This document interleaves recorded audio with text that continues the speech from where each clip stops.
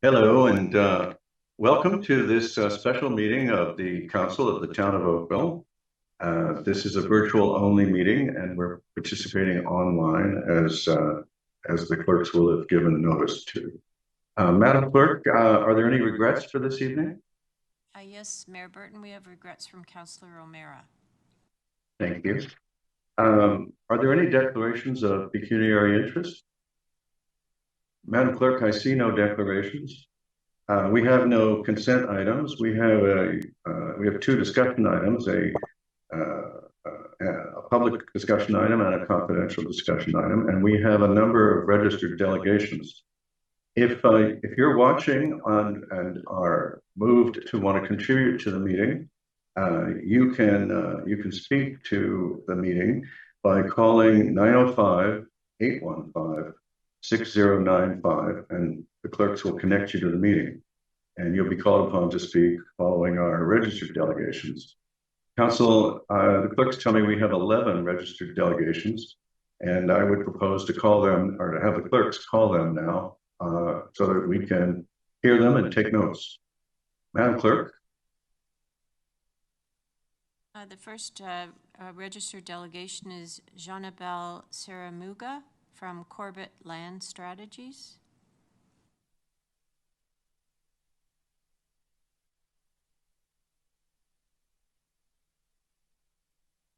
Well, we welcome Corbett Land Strategies.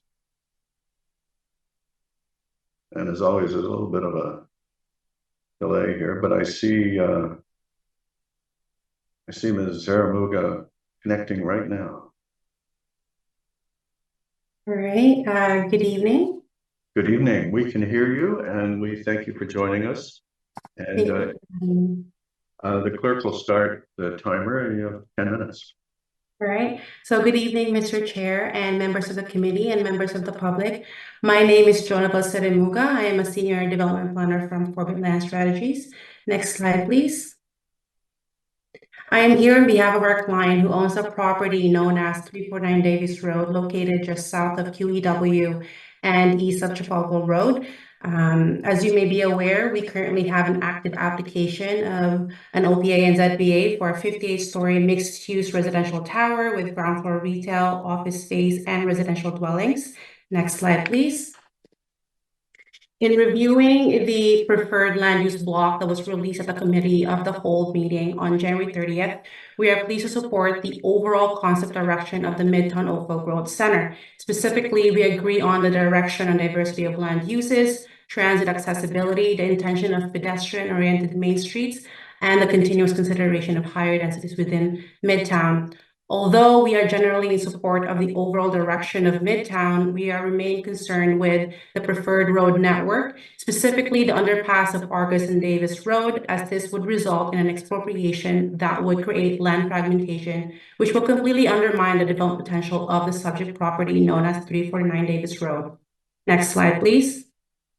On February 13th, we had a one-on-one meeting with the Midtown Oakville project team. Next slide, please. And the team confirmed that the new EA is underway and is expected to be released late summer to early fall of this year. The team also noted that the proposed underpass was not fundamentally necessary to relieve traffic in Midtown. Instead, it is to create resilience and porosity of the road network for the long-term growth of Midtown. In other words, foster connection between properties on the east and west sides of Trafalgar Road. We're also pleased to know that the project team agreed that the goals to create road network resilience and an east-west connection could be better implemented through pedestrian and cyclist connection, which is far more desirable than promoting additional vehicular traffic around MTSA. Given our meeting with the project team, it is our strong opinion that this goal can be achieved without undermining the development potential of the subject property. And we strongly believe that the proposed east-west connection should be a pedestrian connection and not a vehicular connection. And if the town sees that the necessity of an underpass, it should not be in an area where maximum densities are contemplated, as it minimizes the overall intensification goal for the Midtown Oakville. Next slide, please. A traffic analysis for the proposed road network was prepared by Crozier, and according to the analysis, the new proposed concept for Midtown Oakville area may not be ideal for the following reason. Number one, it will induce demand. The new underpass linkage and roadway connection to Trafalgar can induce higher traffic volume into Oakville Midtown due to the phenomenon of traffic demand management. We understand that traffic will certainly grow due to the proposed intensification, and dependence on auto trips could be reduced by avoiding multiple connection. This will result fewer people choosing to drive by attracting residents and employees who will embrace active transportation and transit use. 3, intensified operational use. The new underpass is expected to intensify operational issues on Trafalgar Road, and this could lead to increased congestion, longer travel times, and decrease in the overall efficiency of the transportation network. There will be an impact on livability and safety. The induced higher vehicle traffic can lead to higher risk for pedestrians and cyclists, particularly for children and families. Sustainability goals. The current commute times right now within the east and west limits, which are 5 minutes by cycling and 15 to 20 minutes by walking, are expected to be beneficial in promoting sustainable modes of transportation, which aligns with the sustainability goals of the region and the town. Higher pedestrian volumes are expected during rush hours, and so prioritizing active transportation and transit infrastructure and safety over the new underpass and connection can help maintain a balanced and efficient transportation system. And lastly, the cost benefit and assessment. Considering all of the above mentioned, constructing the new underpass linkage and roadway may not be the most effective strategy because these funds could potentially be better invested in improving and expanding public transportation, cycling and infrastructure, and pedestrian pathways.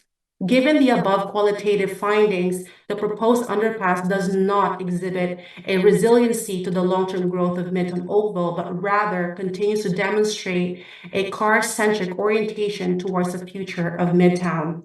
Next slide, please. Crozier also undertook a high-level cost estimate for the proposed road extension and the underpass. Based on the previous costing provided by the Midtown EA 2014, which was estimated at $15.5 million for the Trafalgar interchange, based on the town's 2012 capital budget, this cost estimate did not reflect the historic inflation rates. With this estimate, Crozier applied a typical 3 to 5% inflation rate from the years of 2013 to the end of 2019, and they also included higher inflation, significant increase in material pricing due to COVID shortages and supply chain issues of 15 to 30% year over year from 2020. And these assumptions were based on the received documents from several manufacturers in 2023. And according to that estimate, that $15.5 million that was estimated in 2014 would increase to $35 to $40 million in 2023 dollars. Next slide, please. We also retain MGP plan to undertake a financial analysis of proposed high-density mixed-use development to assess the total estimated one-time fees and charges that will be the development will bring. And according to MGP's estimate, the estimated one-time fees and charges would come to an approximate total of $21,274,000. And as summarized below, this assessment includes Town of Oakville, the Region of Halton, and the school boards as part of the development review process, project approvals, and construction of the proposed mixed-use residential project. Next slide, please. Further to this assessment, MGP also provided a total new property assessment value of the subject property, which estimated at $159,890,200. And this was based on the 2016 assessment values and the 2024 interim tax rates, which will generate to be $634,900 annual property tax for this development. On this basis, there is no public interest in pursuing the underpass given the negligible traffic benefits derived from its costly construction, loss of development potential in line with the Midtown planning process, and loss of significant and sustainable revenue stream. Based on MGP's assessment alone, the proposed mixed-use development on the subject property will bring in excellent revenue streams to the town of Oakville. And given the significant impacts of the proposed road network, specifically the underpass to the subject lands and the loss of considerable revenues to the town, it is crucial that a cost-benefit analysis be prepared to justify if the proposed underpass and road network would negate the development potential of the subject lands. Next slide, please. So given the above insights, we respectfully request the town of Oakville and the project team to consider the following. Prior to the adoption of the Midtown Oakville OBA, the town should await the completion of the 2024 EA and that a cost-benefit analysis be completed to measure the benefit of an underpass and its associated costs. Explore alternative road alignment that will not compromise development potential of the subject property and other lands within Midtown Oakville, and further to consider appropriate locations where it does not minimize the overall intensification goal for Midtown Oakville. Reconsider the underpass to form a pedestrian cycling route rather than a vehicular corridor. And lastly, in parallel to the secondary plan process, the town of Oakville should continue to process development application. And that is all for my presentation. Thank you for your attention. Thank you very much for your information.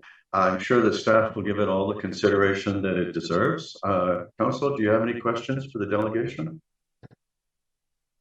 Thank you very much, Ms. Saramuga. Madam Clerk, would you please call the next delegation? The next delegation is Douglas McCurgan from the Trafalgar Chartwell Residents Association.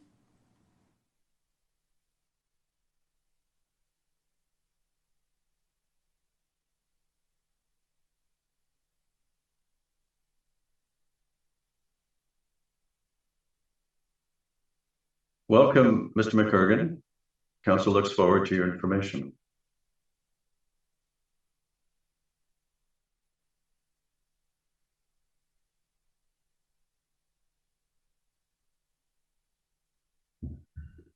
Okay. And we hear you very well. Excellent. Start video. There we go. So thank you very much for having me. Good evening, Your Worship, councillors. My name is Doug McCurgan, and I'm here on behalf of the Trafalgar Chartwell Residents Association. But in this delegation, I'm speaking also for our Ward 3 sister associations, Chartwell Maple Grove, Joshua Creek, and Oakville Lakeside. I should say that we being those several RAs, had anticipated that George Nimlock, who also would be delegating, would come before me, and I would be summarizing what he had to say. In any event, so this is a teaser, I suppose, and I hope that George, when he says what he has to say, will fill in some detail. Could I have the next slide, please?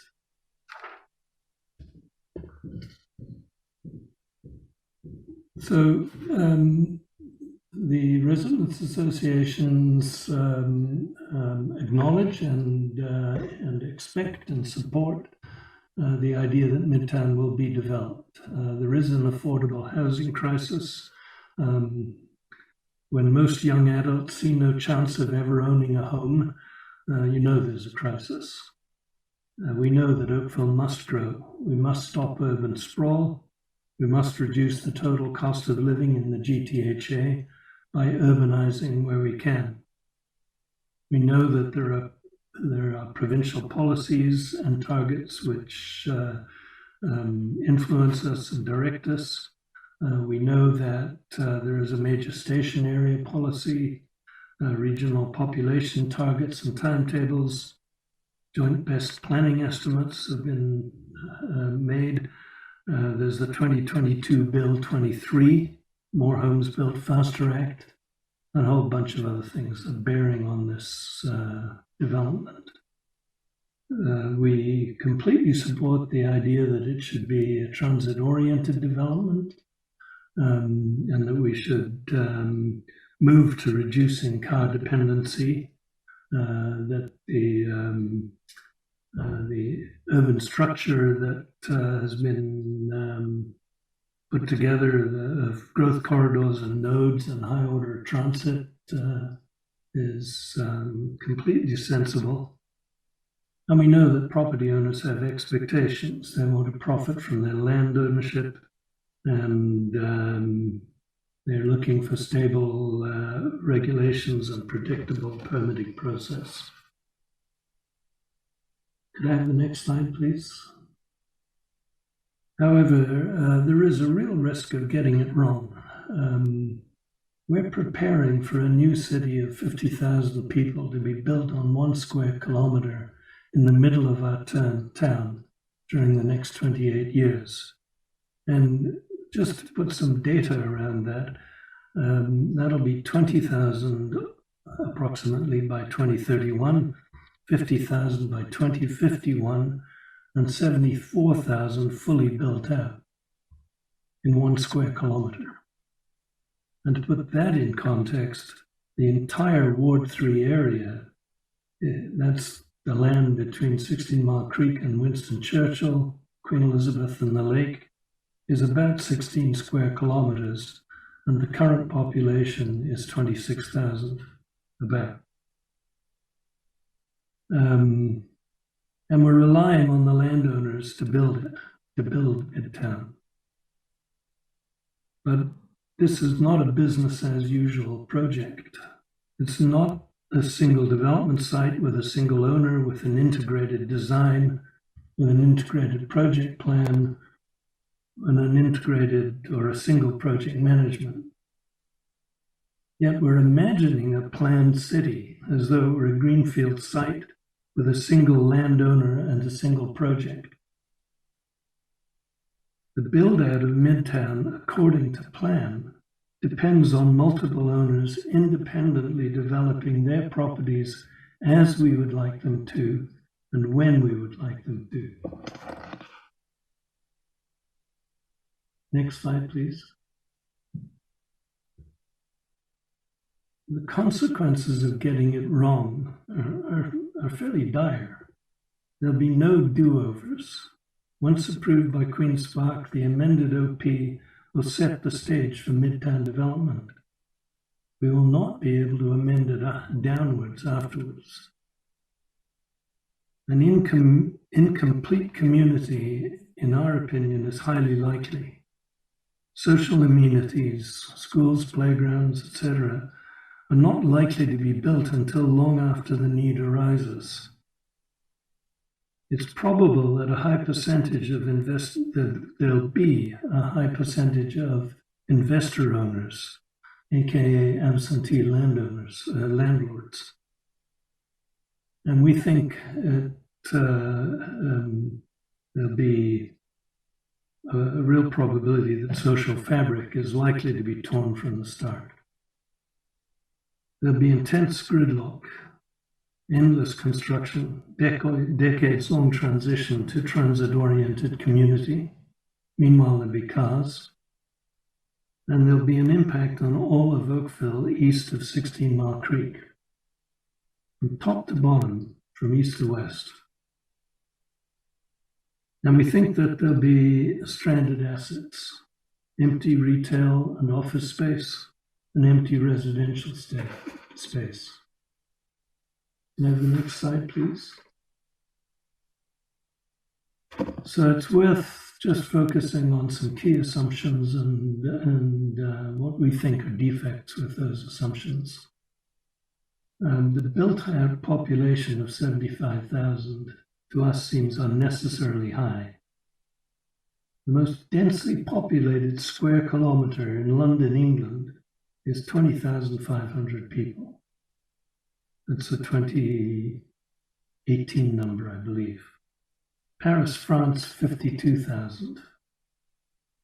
An out-of-date PPU, the current PPU is based on 2016, a 2016 figure. And we think it's a significant understatement.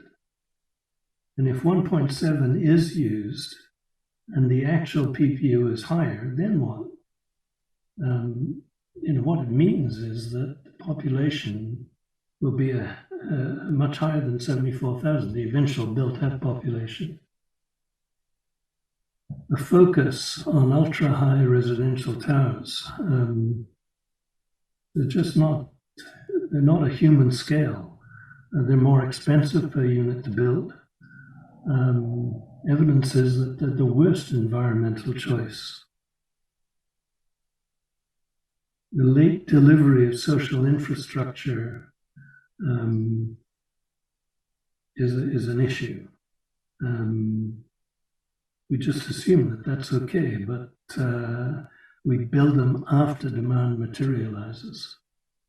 And I already touched on the social consequences of that. The Transportation Master Plan is not in the OPA scope. The integration of land use and transportation planning is best practice.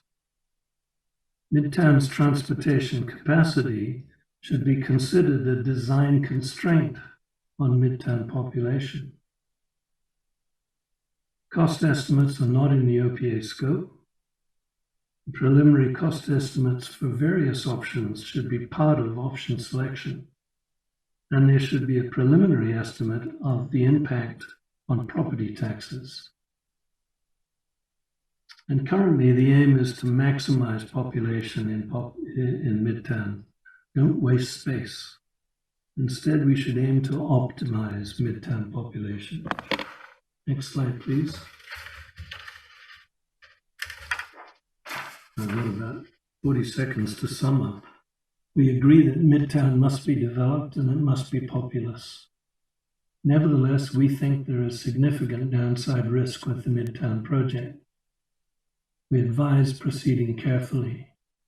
Resist being rushed. Thank you very much. I'm ready to answer any questions if you have them. Thank you, Mr. McCurgan.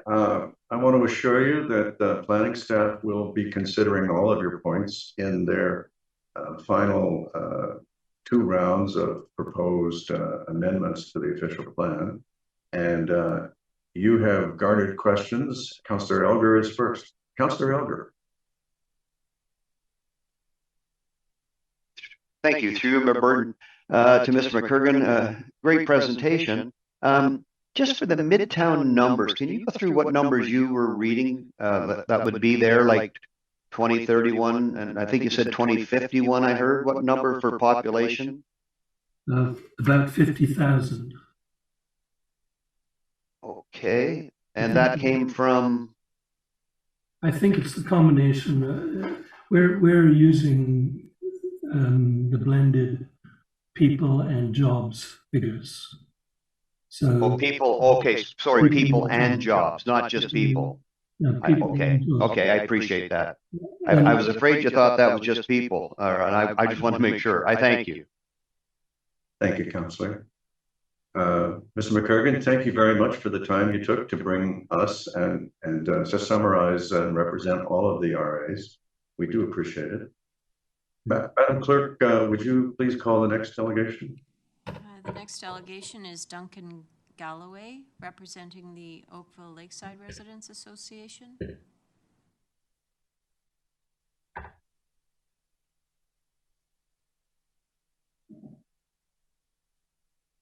Welcome, Mr. Galloway. Council's looking forward to hearing from you.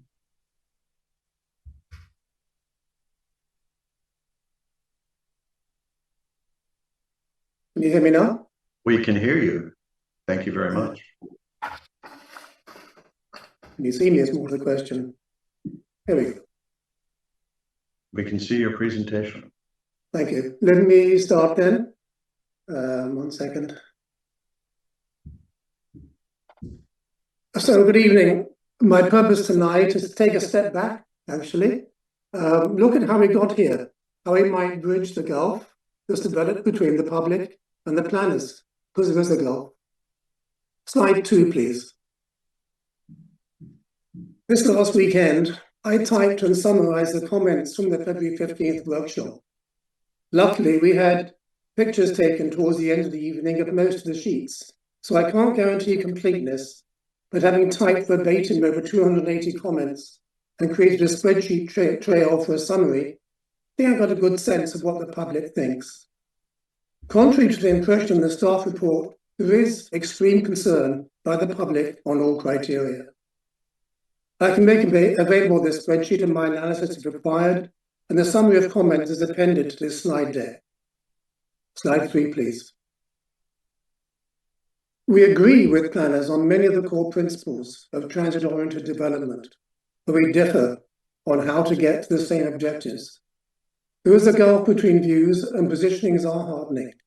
My hope is we can repair the trust with the public. Slide 4, please. Here's a summary of what we agree on. Transit-oriented development is the basis for a connected human-scale community. It avoids low-density sprawl. It enables transition to apartments in walkable neighborhoods. But we don't agree on tall towers as a default build form. We don't agree on maximizing the land use or on inhuman scale development. Slide 5, please. So, my thought experiment. All the disagreement comes from the joint best planning estimates that, in our view, put too much density into a small area with limited access. So, what if the public had been engaged from the start in planning for allocation of growth over all Oakville as part of the estimates process? What might we have achieved? I acknowledge I'm not an expert, so most of what follows contains quotes from experts in the field of urban design, not from me. Sources are referenced in the last slide. I'll skim much of the content because this was intended as a paper, but I commend it to you for reading in detail, as the planning experts I quote come to very different conclusions than those we have in front of us. Slide 6, please. So, building type. The plan is for over 80 tall towers, but experts say successful transit-oriented development can and has been done without towers. I quote, that developers, transit authorities, and municipalities often connect transit-oriented development and towers as a necessary duo is at best ignorant and at worst deceitful. Slide 7, please. Next, density. The plan packs in extreme density into a small site, but experts say you need to take a city-wide view and not pack them all in. And we don't need to. Long-term, the plan shown to you tonight is 4 times the province requirements. The estimates called for a few growth centers and corridors. We could have spread density into multiple village-type, mid-density communities along more routes. Rather than preserve existing neighborhoods at all costs, we could have had gentle densification and villages as described, and without escalating land values for tall towers, but instead lower land values, resulting in more affordable homes. Slide 8, please. Transit. Well, it's not really been addressed in the plan, but it should have been. All the experts I've read state that transit should be the core of urban design, not an afterthought. It almost has to come first so people use transit rather than cars. This issue had a lot of concerns expressed in the comments. Slide 9, please. Human scale.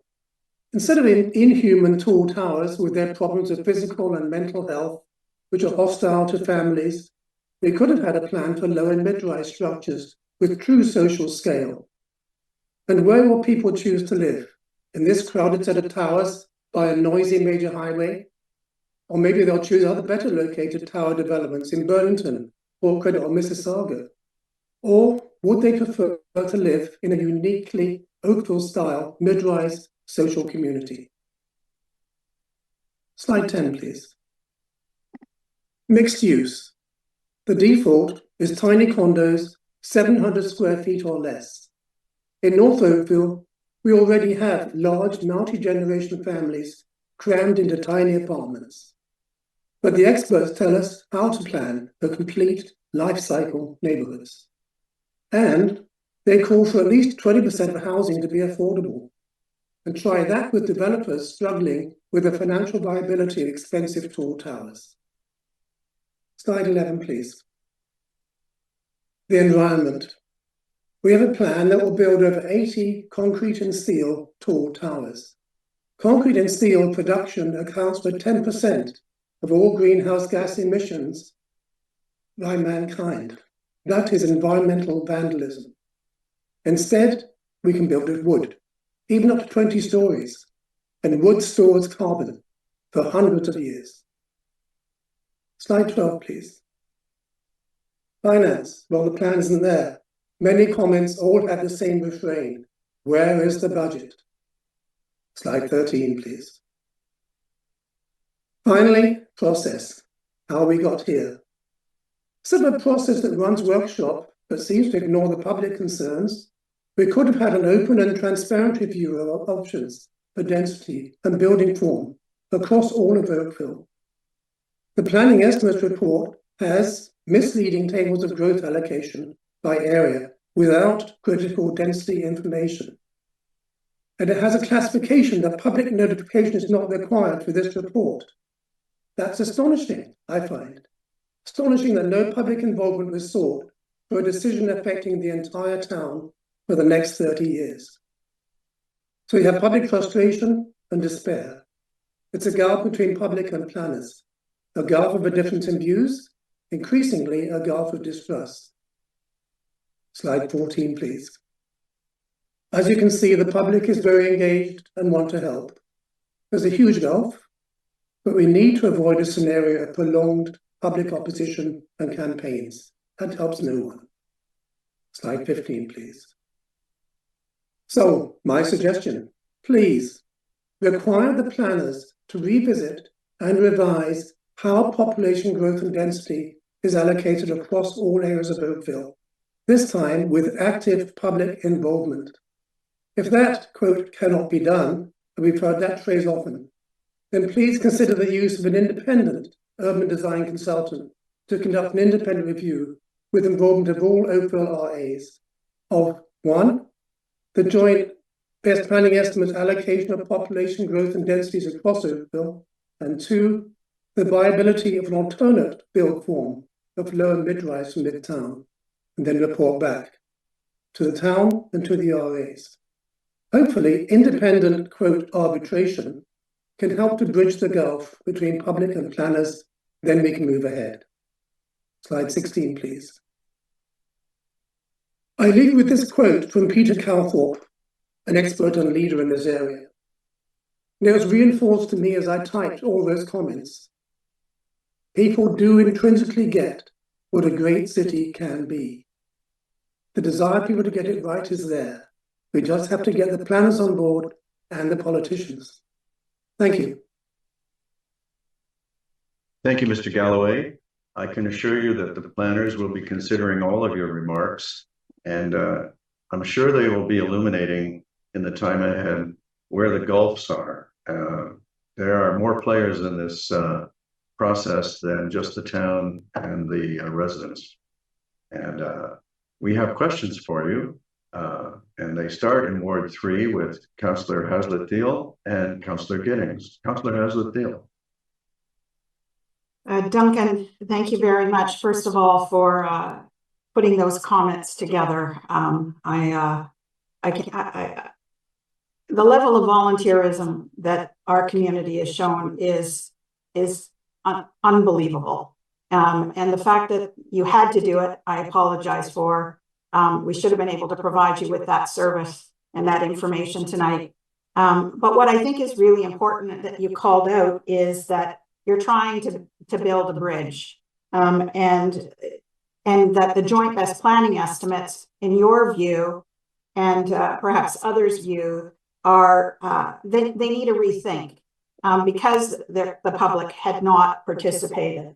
And I just want to be clear on a point you made that you're not looking to just say, take all this growth away from Midtown. You're actually conveying that the joint best planning estimate review may benefit the entire of the town and this council to enable us to make sure that the future and how we plan the population considers things like the net developable land area, the PPU, and how we can still achieve our targets and more, but do it in a thoughtful way. Did I understand you correctly? Yes, indeed. I think we've obviously looked at this in great detail, and we've looked at what other people have been doing in other parts of the world. And we've seen that there's so many other opportunities we have in Oakville to add density in a very friendly way, in a way that's very efficient from a transportation walkability perspective. We don't need to put everything into one place in Midtown or just up and down a couple of very busy overbuilt corridors. There's many places we can build, and I think we just need to relook at this. I'd also say, my appeal for an independent view on this is, I know, a very wise man said to me once, I may be wrong. So we're willing to be proved wrong, but for now, we think, we need to get some other experts involved to really help us through this. Again, thank you very much for your summary of the challenges and bringing forward a solution that we would all benefit from. Councillor Giddings. Thank you, Mr. Mayor. Thank you, Mr. Galloway, for coming out. Further to Councillor Haslett Thiel's question, you had difficulty with the numbers, as you said. Is it the joint best planning estimates? Is it, does it also include employment numbers? I just want to make sure we get you the fulsome answers that you need. Okay, I think it's probably both. It's basically our problem is not so much with how many people we have to take on board to meet growth. It's more how they are allocated across into different areas of density. And I think we can achieve the growth requirements in a much better way, in a much more affordable way, and frankly, much quicker way than all these tall towers in Midtown. So it's really all about being able to spread this development in a way that's much more achievable, frankly, and will give us a much better town in the end. All right, and employment numbers, you're fine with those? I'm probably not really qualified to tell you whether that's the right number or not. I know they are normally taken as a percentage of people. I think 60% was a rough number. I have no idea background whether that's right or not. All right, and the other part of the overall numbers would be the persons per unit. I think George Nidlock hopefully will be next. Can probably speak to that. But I know that from our perspective, we have a lot of struggle with the current PPU that was being used in the proposal. 1.7 results in a lot of units, and hopefully other people can speak to this after me better. But I know that we really had a problem with 1.7. Other municipalities use different numbers. And we don't see why we should be using such a low number. Thank you for joining us this evening. Thank you, Councillor Giddings. Councillor Haslett Thiel again. Thank you, sorry, Mayor Burton. I just meant to comment. So, Duncan, you talked about the paper that you've written, that you've pulled content from for your slide presentation, and I just want to confirm, did it state the references from the I believe the urban planning professor that you quoted about towers? Yes, it does. Okay. Actually, that's one of the next page on the slide deck you may have in front of you. All those references are there.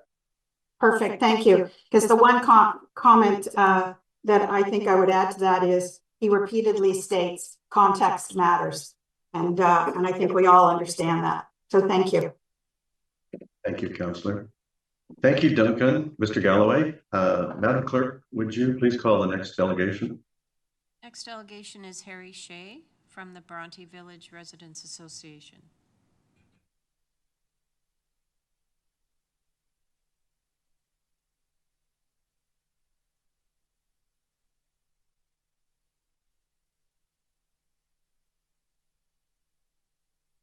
Welcome, Mr. Shea.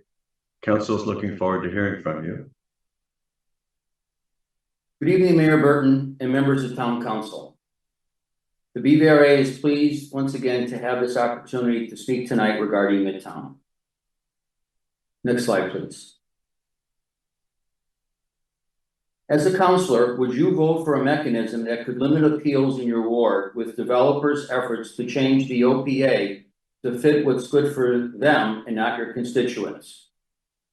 As a councilor, would you vote for a mechanism that can set conditions for development that might deliver public infrastructure requirements, community contributions, landscaping, and sustainable design elements, among other amenities?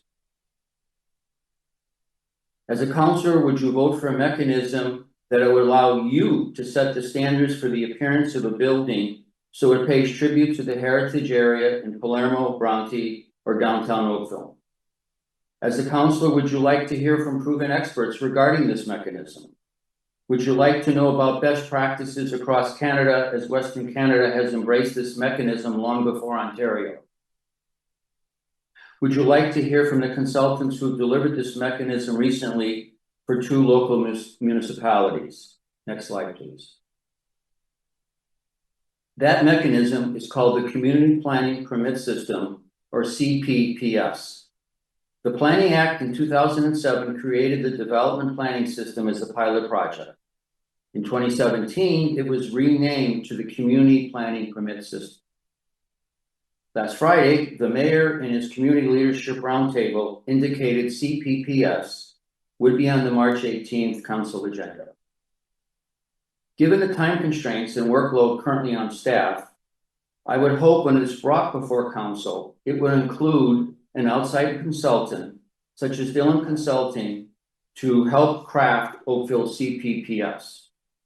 Although CPPS is underutilized in Ontario, it has been widely embraced across many municipalities in BC, Alberta, Manitoba under the name Development Planning System. Dillon has prepared and implemented many of these in Western Canada and most recently Huntsville and Burlington. Why would we not want to benefit from their expertise? CPPS is more than just about Midtown alone. CPPS can and should be used throughout Oakville, which reinforces the point to seek outside expertise. Next slide, please. Oakville has a tradition of public engagement, which has been praised countless times. A few years ago, when we had the 2-tier evaluation in the fight against amalgamation, the public was actively engaged. One metric was the vast amount of lawn signs across Oakville, and of course, the 10,000 plus emails written in support of keeping Oakville, Oakville. The RAs participated and launched We Love Oakville in support of this effort. The RAs were praised for their efforts of this engagement. Save Glen Abbey was another campaign that the public was actively engaged in. Public support was not just welcome, but praised. And once again, the RAs rallied to support this campaign as well. Tonight, we turn our attention to Midtown's future. It's disappointing that council chambers can't be filled this evening as a visible sign of the ongoing public engagement. What I find most troubling with the current Midtown process is that the concepts presented by the consultants have not shown any real diversity of thought. And when new and fresh perspectives are raised, they are summarily dismissed. Yes, we are being told they will be incorporated into the final design, but now we're being told we'll not get to see what or how it's been incorporated until the statutory meeting, and I ask why. I guess public engagement is only cheered on when it's aligned with the town's agenda. In a February 20 meeting, OMG proposed an alternative to town staff and the outside consultants. The concept was housing in square blocks with varying building heights centered around a courtyard.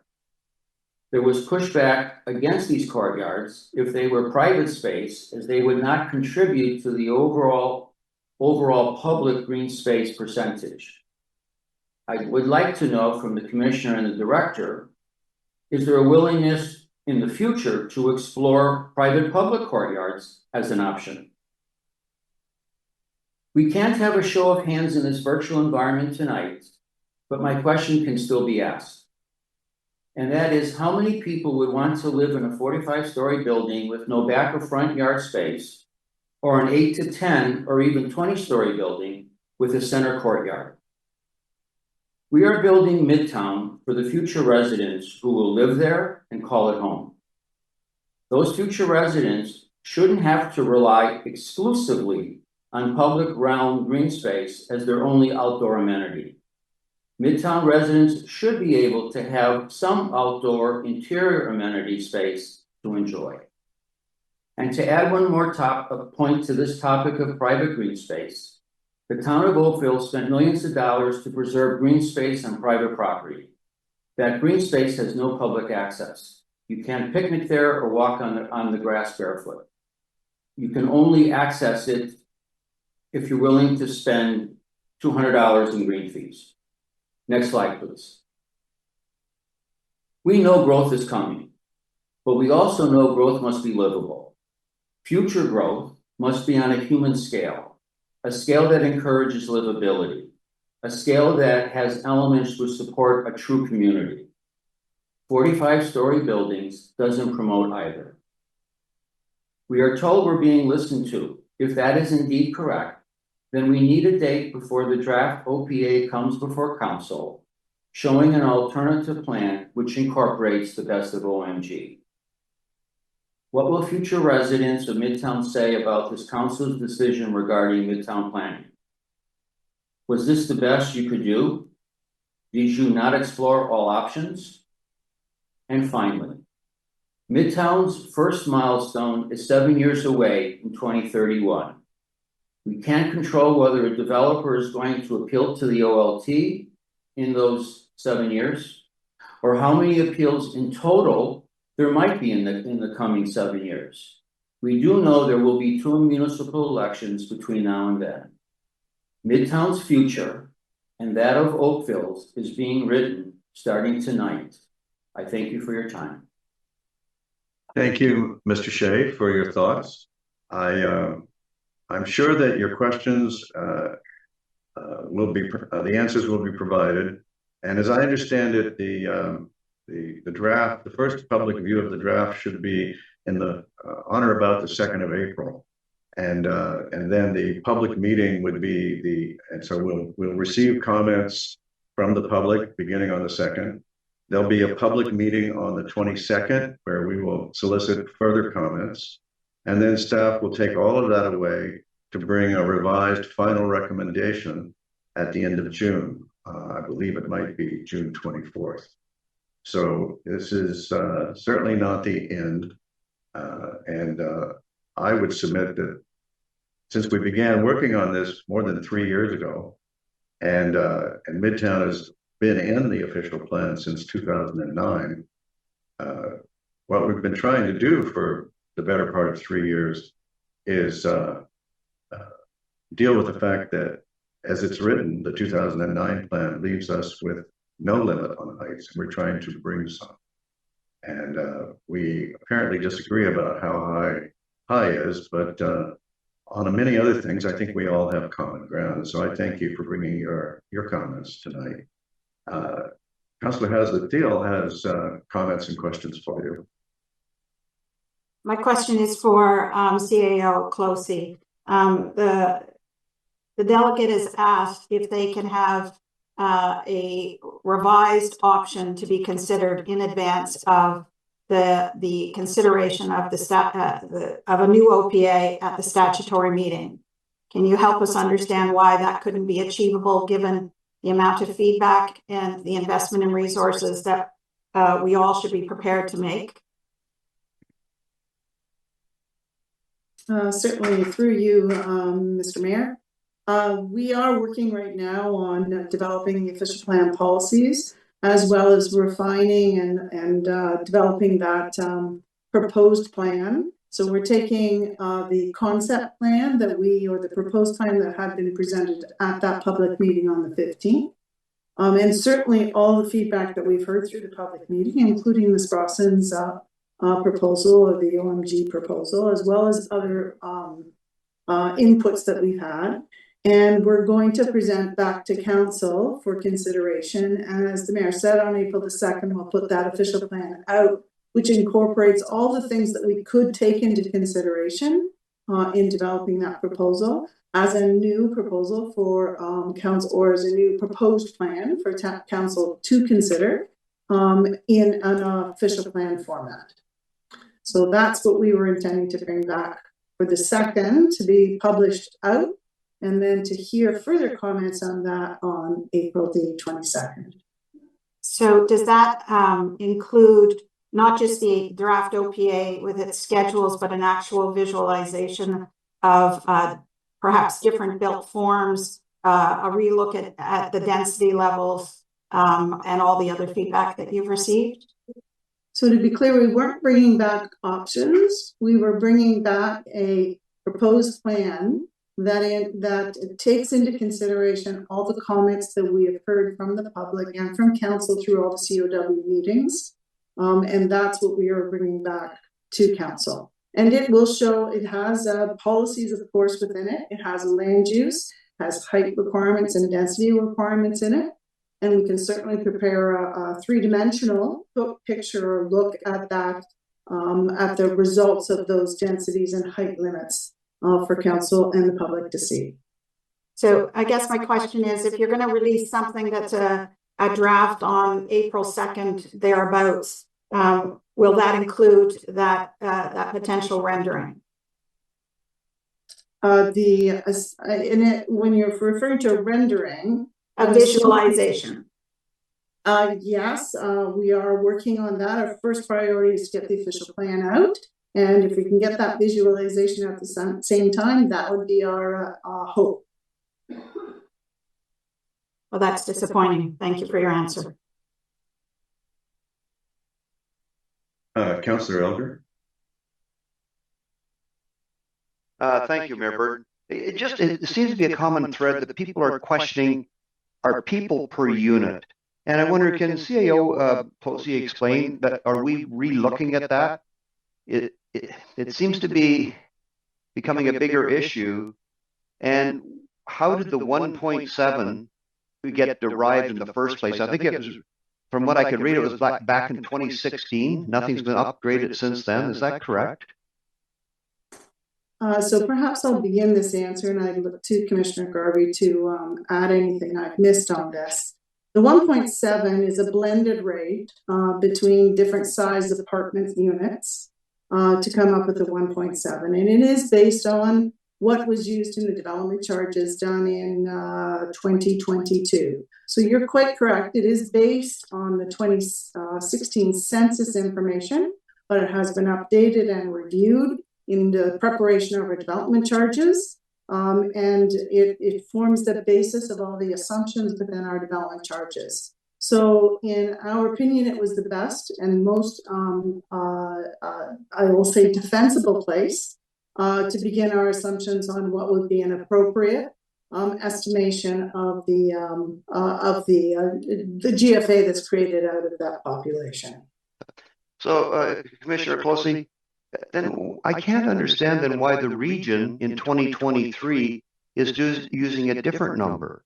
And they used quite a different number between 2021 and 2031, 2031 to 2041, and 2041 to 2051. It's quite different than what the town is using. And like their numbers were from Hempson, and that was just in 2023 that was done. Yes, and I understand that they are doing that. Each area that you look at has different characteristics that would drive a different persons per unit. So for the region, that was the decision they made in theirs. Recently, we have had discussions with the residents associations, and we are going to be putting together a sensitivity analysis that looks at other PPUs that are used in other areas in order to really understand what is the implication of that. So that would be included in the report that we bring back to council for consideration at the statutory public meeting. So it's an issue that has been raised by the public, and we have committed to do a sensitivity analysis to really understand, so what is the implication if we were to assume a different PPU in all the calculations that we've been doing. So when the region did that, their Excel spreadsheet, where they do every community area in Oakville. Oakville was not involved in that in 2023.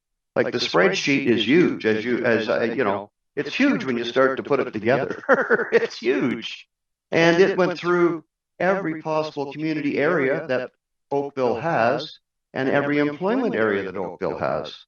And like, I'm trying to understand, if all this work has been done, and that, how come the town was not engaged in it, even though as you read the reports from Hampson, they were. So, and this was dated the March 2022, land needs assessment and also number of people per unit.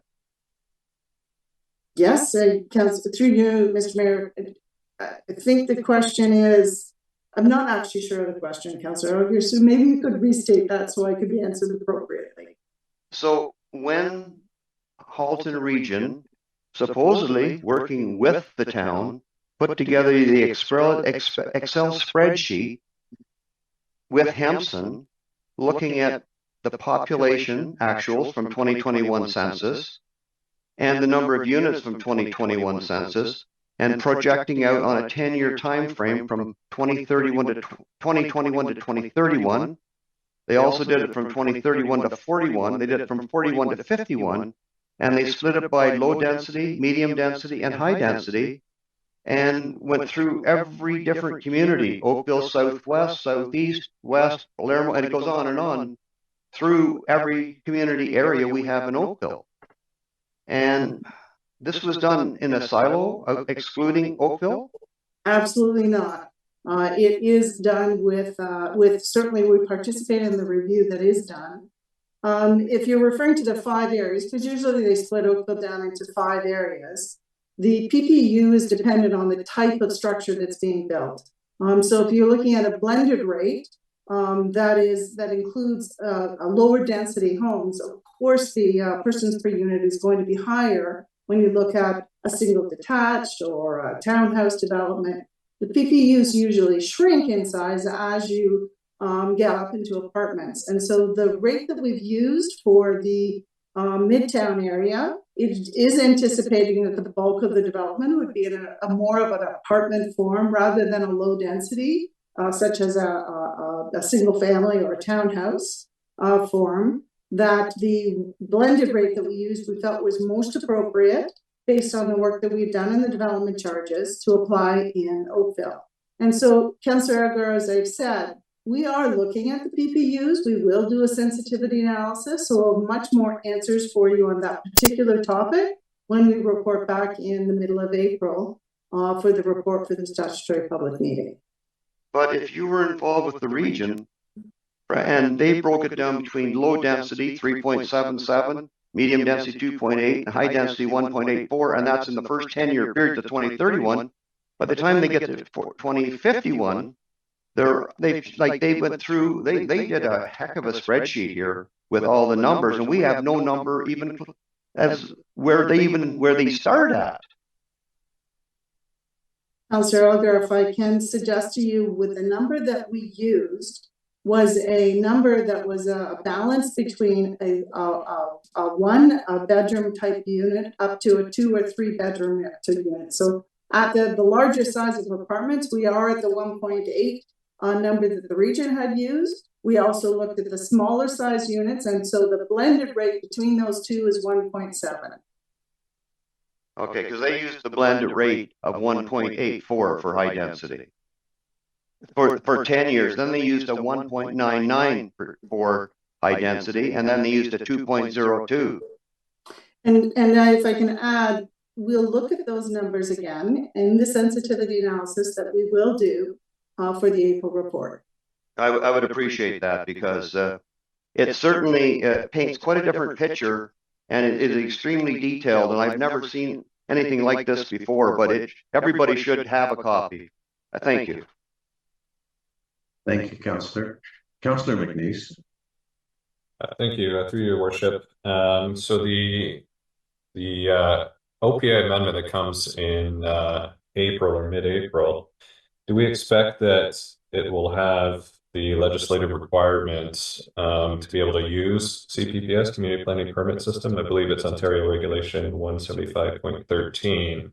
Because if we don't meet those requirements, it would require an additional OPA, is my understanding, in the future to be able to potentially use a CPPS system. Through you, Mayor Burton, I think Commissioner Garvey would be well positioned to respond. Through you, Mr. Mayor, to Councilor McNeese, our full intention is to include all things that would enable not just CPPS, but also anything that inclusionary zoning, as well as community improvement plans. Okay, so just so I understand correctly, we would meet the criteria for Ontario Regulation 175.13. I mean, it's quite extensive. And if you don't meet it, you have to pass an additional OPA and go through this process all over again. In Burlington's case, they initially set a direction for CPPS, but are now going through the process of getting all the legislative requirements in place to meet the Regulation 175.13, which allows them to create the bylaw to be able to use it. Through you, Mr. Mayor, that's a detailed piece of regulation. So our goal is to have everything in the OP that would help us to implement the CPPS if council so chooses. Okay, thank you. Thank you, Councillor. Councillor Giddings and Council, before we hear from Councillor Giddings, we only heard half the delegations, and the next one is related to Councillor Hazlitt-Thiel. So we're making people wait, and we could do most of this, I think, after the delegations. But Councillor Giddings, you're up. Thank you, Mr. Mayor. Through you to our CAO. I appreciated the details on the complexity on the persons per unit. So based on your statement, in terms of a blended rate, when you come back to us, you'll have the anticipated or different options, whether given the number of 1 versus 2 versus 3 bedroom units, because that would have a quite a substantial effect, I would assume.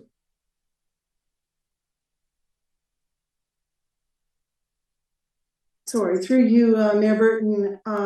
At this point in time, we're looking at a sensitivity analysis that would reflect some of the higher PPUs that have, whether we've broken it down by particular units, because we don't have that level of detail within the Midtown plan. So I think we'd still be looking at a blended rate, but a blended rate that would take into consideration the work that the region has done and other municipalities as well. We have spoken to the RAs and trying to get an understanding of where, because number 2.2 has certainly been brought up. What's the source of that, so we can have a better understanding of what are the tests that we need to make in our sensitivity analysis. Keeping in mind that the persons per unit directly translates is the translation into GFA, and then what's the implication of that on the GFA number. So I can't commit exactly the details of the sensitivity analysis, but it will take into consideration the comments certainly that we've heard from the RAs, as well as the work that we've done with the region. Thank you very much. Madam CAO, when we finish the delegations, perhaps you could give us an idea of how much authority we have to specify how many of each size of unit would be required of a builder. Madam Clerk, would you please call the next delegation? Yes, the next delegation is Katie Thiel. Ms. Thiel, welcome. I'm not sure if she can hear me yet, but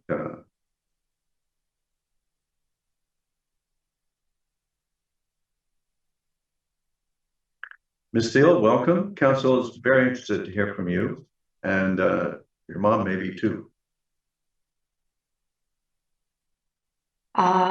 Sorry, technical. There we go. Thank you, Mayor Burton, council and staff. I am Katie Thiel. I have a bachelor's of environmental design in which I studied urban design, landscape design, and architecture. I've completed my architectural technology diploma, passed my Ontario Building Code exams, and I've just completed my master's in architecture at the University of British Columbia, in which I led the design and construction of a sustainable low carbon building that was awarded the inaugural Embodied Carbon Award by the Carbon Leadership Forum. I am also proudly the daughter of Councillor Hazlitt Thiel. And so for that reason, I have quietly watched from the sidelines as our councillors and community members have spent the past year advocating for a more livable, responsible Midtown plan. So what made me change my mind and decide to delegate?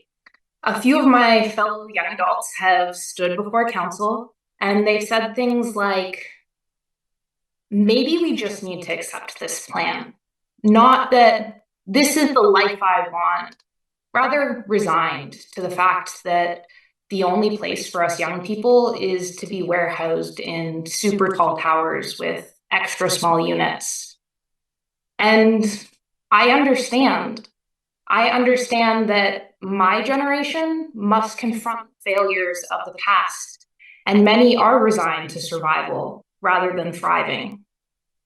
I understand that it's hard to hope when you're consumed with just hoping our planet survives.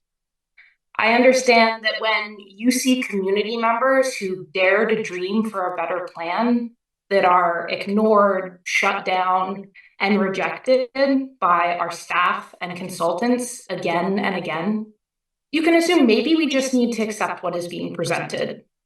So it is for my fellow young adults and every single member of the community who have raised their voices that I add my voice to the chorus. I am the target audience for this development. I grew up in Oakville. I'm a young professional without kids.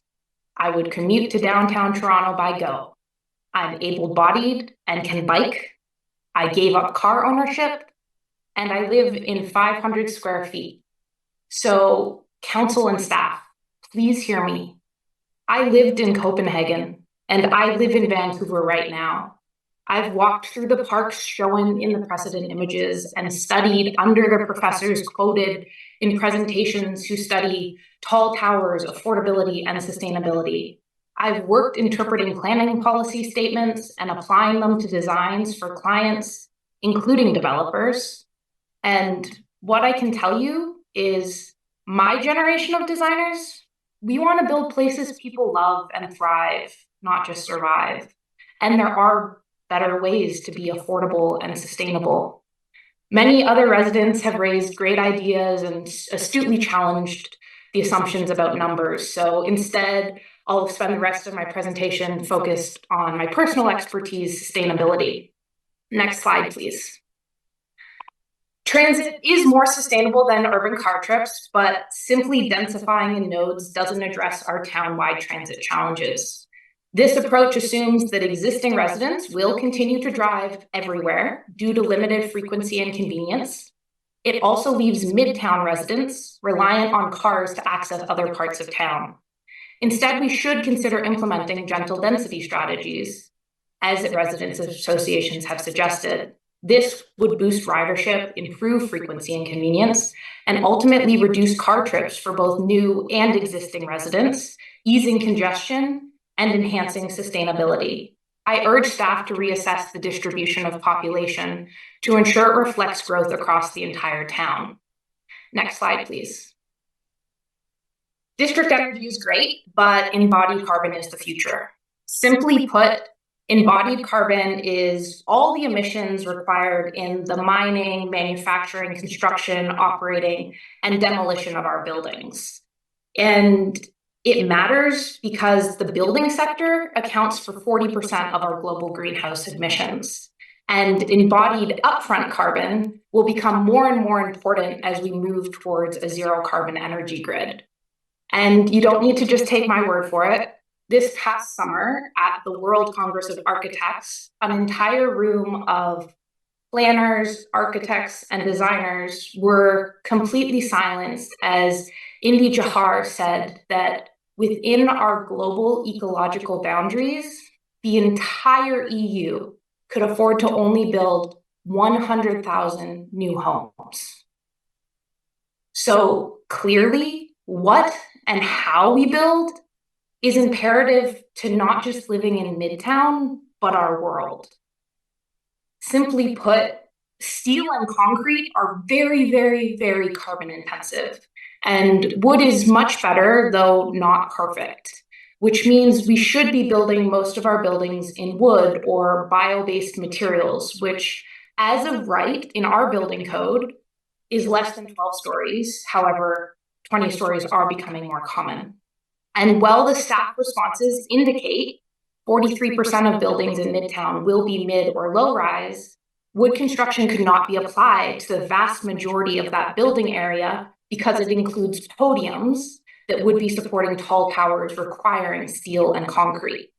My ask for staff and consultants is that they investigate low carbon building forms and require life cycle analysis for all Midtown development proposals. Next slide, please. But sustainability is not just about the environment. It is also social and economic.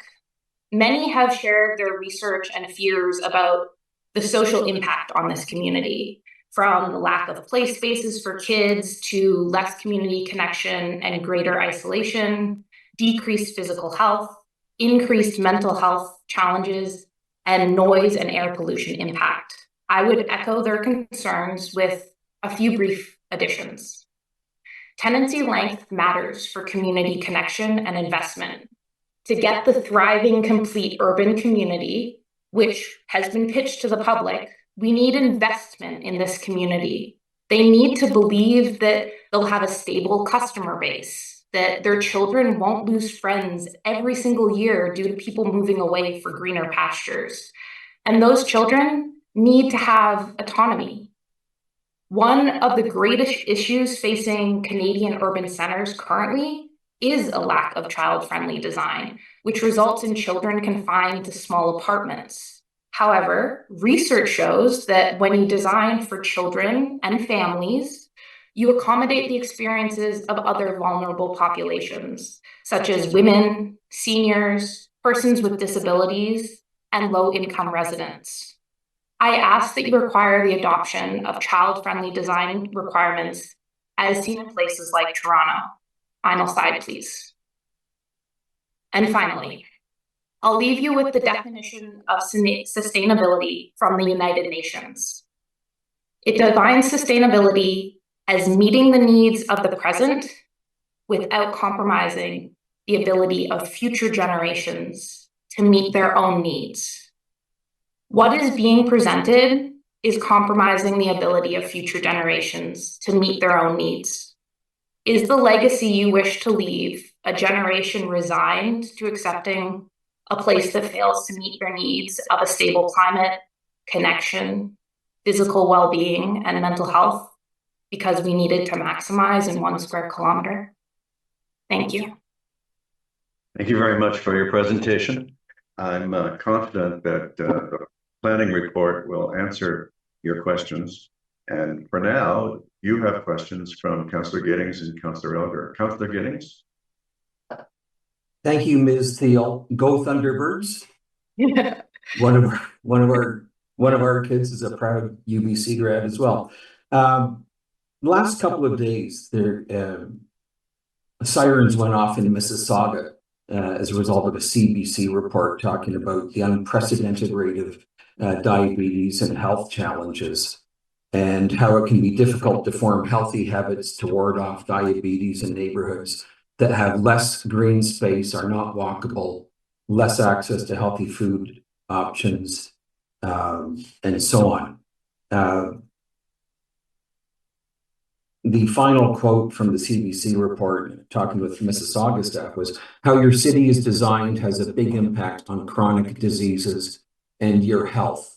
So you covered off kids growing up and the need for healthy living. Just your thoughts on that, what Mississauga is looking at right now. Yeah, it's really essential. part of my thesis focused on child-oriented designs, and unfortunately the findings are that in city centers, even though it's more healthy for a walkable transit-oriented thing for young adults, it doesn't benefit kids because it isn't safe and parents don't feel like they can let their kids have autonomy. So Mississauga, unfortunately, there's certain conditions that are hopefully adopting now, but things like having protected green spaces, courtyards that are private green spaces for the building, those sorts of design standards ensure that there's a level of autonomy that allows them to get more exercise and sort of more freedom. Thank you. Thank you, Councillor. Councillor Elder. Thank you, through Mayor Burton. Thanks, Katie. Katie, question. At the very end, you said child-friendly design as seen in places like Toronto. Okay, can you give me an example of where in Toronto I would go to find that child-friendly design?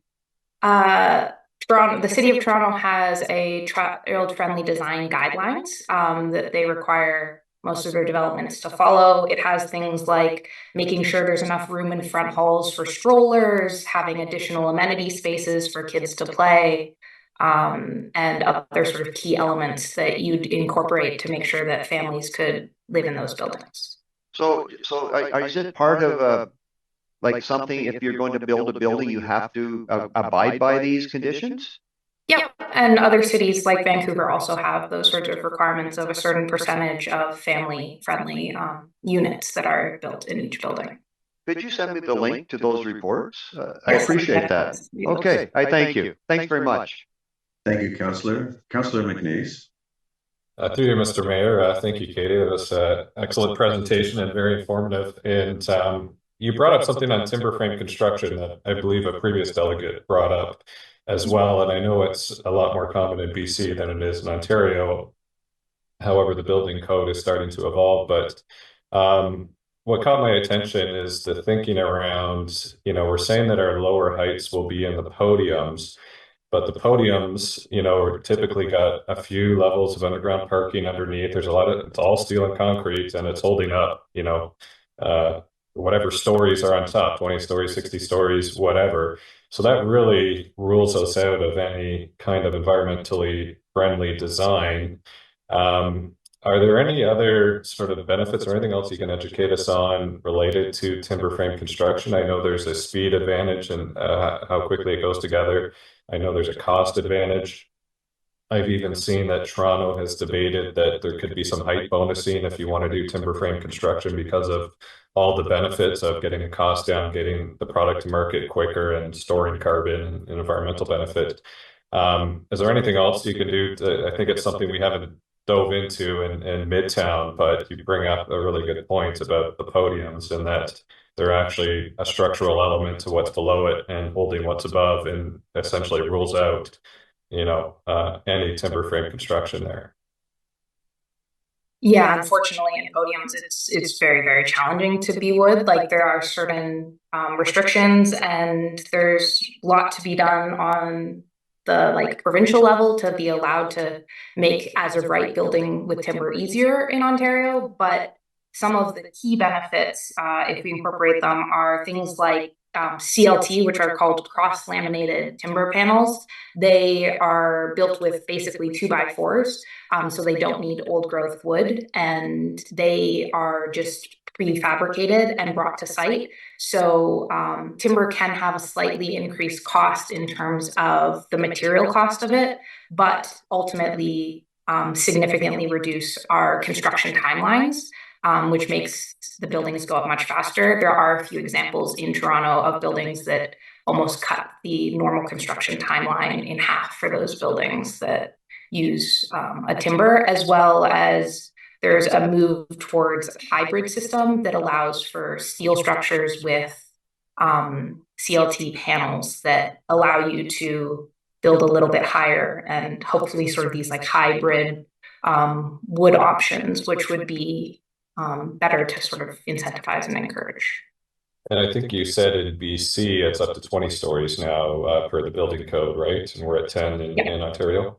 Yeah, and with any project, you can sort of apply for a building code amendment. So that's why you'll see sort of buildings that are taller than that. But if we're talking about just sort of easy permissions that don't require extra work for the developers, we're looking at 12 stories right now. Okay, and I think in our codes we, say that it's possible, but I would love to see in the OPA or associated documents, some targets or some requirements that a certain percentage that's clear to me that's the way the building code is going. And we have the benefits of time, cost savings, and environmental benefits. And I think by the time we start building a lot of this stuff, the building code will have caught up to BC and probably further on, and these hybrid systems are probably realistic as well. So I'd ask if staff could explore that in a more sort of targeted way, that there may be some targets we want to chase after. Thank you. Thank you, Councillor McNeice. Many of us have always wanted to have our own building code instead of the province's building code. Thank you, Ms. Thiel, for your information and your answers to the array of questions you generated. Madam Clerk, would you please call the next delegation? The next delegation is Graham Barrett from SGL Planning and Design, Inc. We'll just give Mr. Barrett a moment to log in.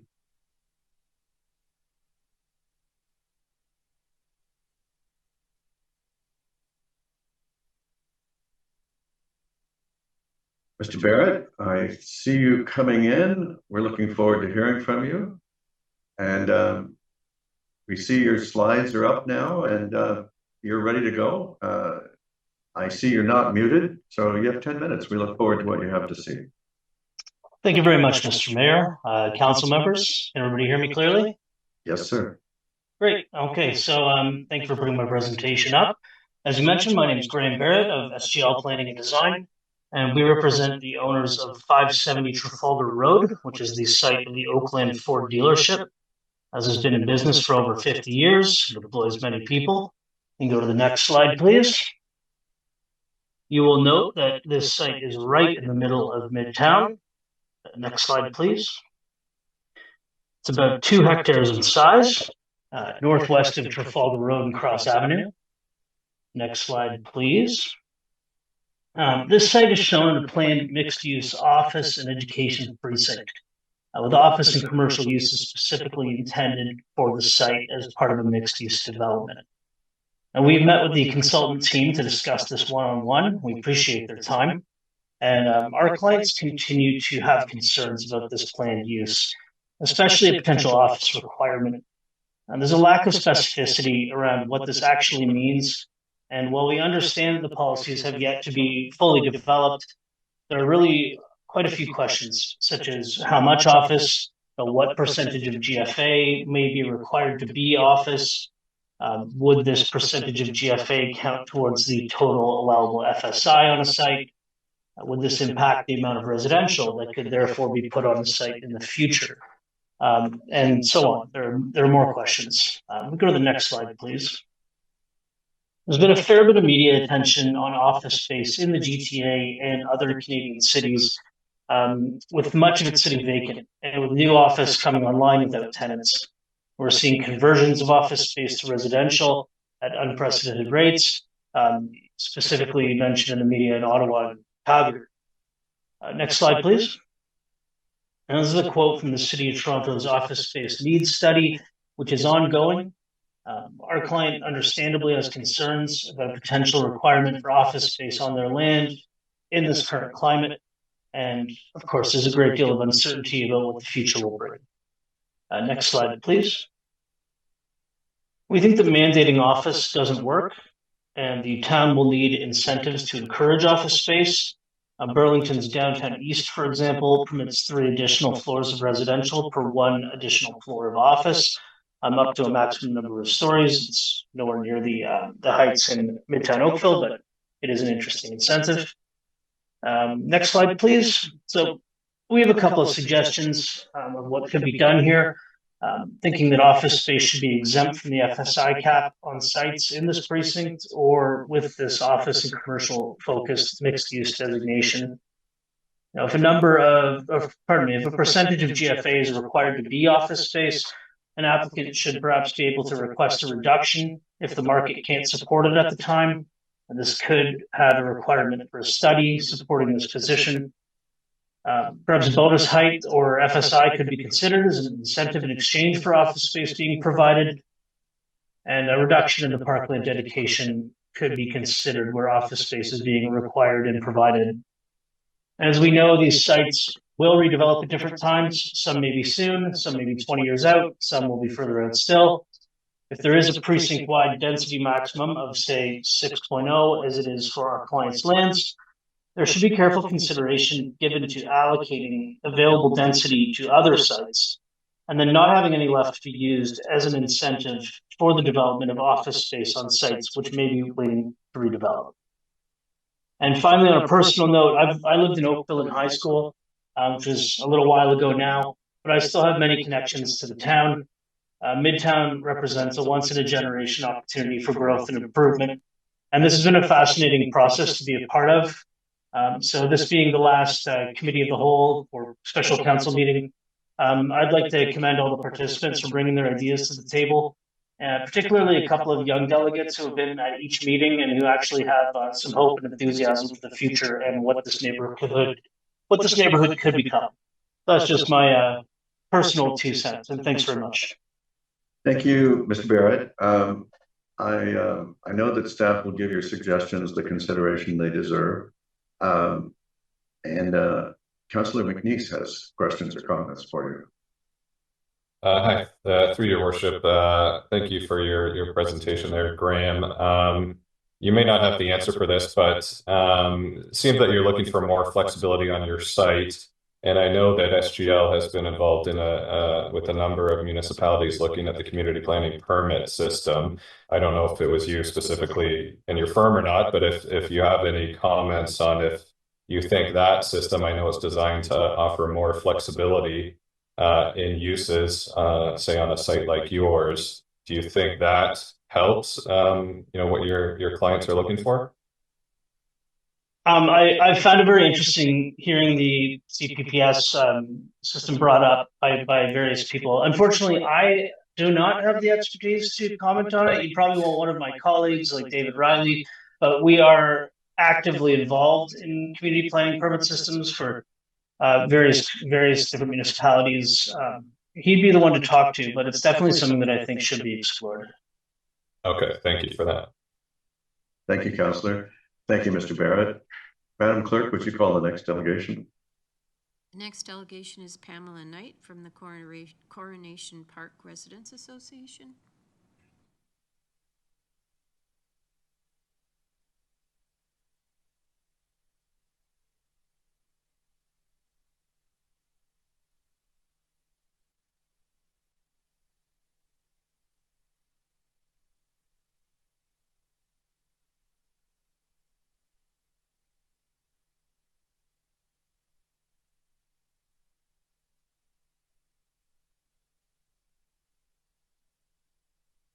Ms. Knight, welcome. Council is looking forward to hearing from you. I just lost you. Hold on. We see you and hear you well. Oh, good. Well, I can't see. There we go. I found you. Thank you so much. Thank you. Good evening, Mayor Burton, members of council. Thanks for the opportunity to speak with you this evening. First slide, please.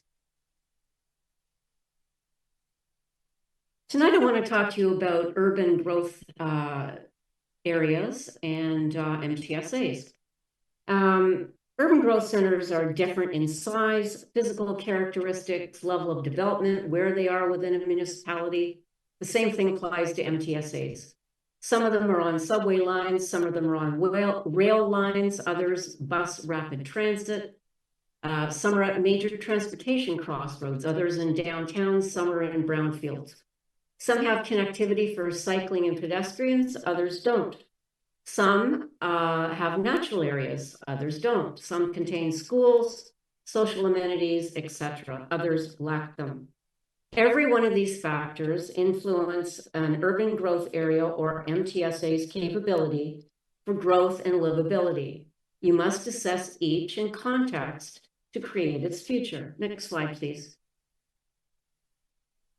Peel Region actually has 91 MTSAs under its umbrella, and it analyzed every single one of them based on a variety of characteristics, then assigned a classification to each, and then gauged its ability to reach the assigned density target. What it looked at were the categories that you see below: mobility, market growth and potential, land use and built form, and community considerations. And it's interesting to note that the public need and mobility characteristics were included by Peel because these really do signal their importance in delivering livability. Next slide, please.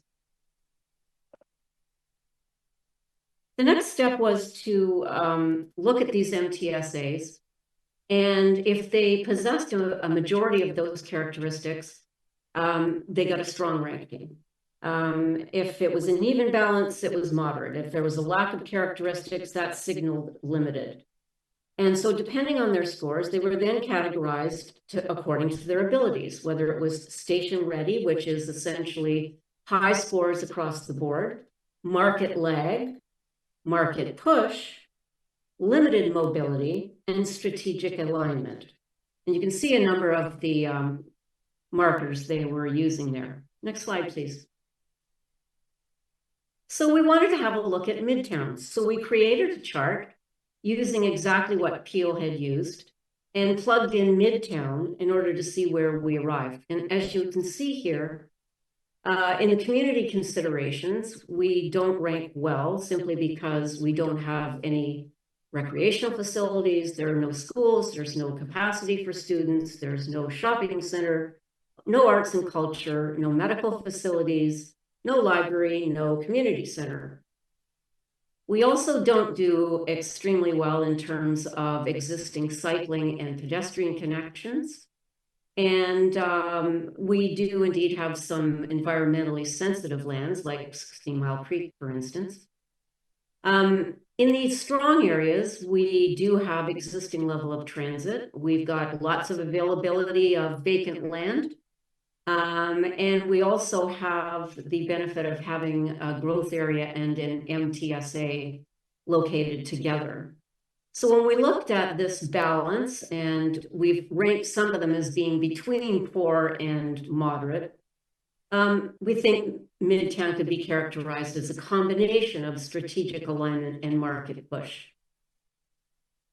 Midtown has no subway like Toronto, no planned LRT like Mississauga, no central location within a downtown, and it's geographically removed from the planned future Dundas Street BRT. Midtown's lookalikes tend to be found in other MTSA GO line stations. Next slide, please. So the next thing Peel did after they had taken those steps was to move on to see a development capacity analysis. And once again, they ran every MTSA through this. And essentially that was to determine if it could meet or exceed density targets with minimal or no intensification, if it had a potential to get there with a little land assembly, or whether it just simply wasn't going to reach its intent. So they basically set out a system whereby they created a low, medium, and high density way to look at the pieces of land that could be developed in each MTSA. The low used stacked townhouses, 4 stories. Mid-rise was 4 to 15 stories, and high-rise was 15 to 20. You'll note also that each of those has a different PPU and also a different number in terms of persons per hectare. Next slide, please. So here are some results. I chose the Hurontario LRT because it is one that we all probably are familiar with. Essentially runs up Hurontario Street from Port Credit in the south at the lake up to and beyond Square One. And in this particular chart at the left, you'll see that on the far left there, the Duke of York, which is an MTSA, which is very close to Square One, has already achieved more than it's been required to do. And it has the potential to get up to just past 800 people and jobs per hectare. Then there are others that are below the minimum density line. And as you'll see from the orange lines, some of them have the ability to not even quite make it to the minimum density. That's the one that was the limited one I was referring to earlier. On the right, we've got Port Credit.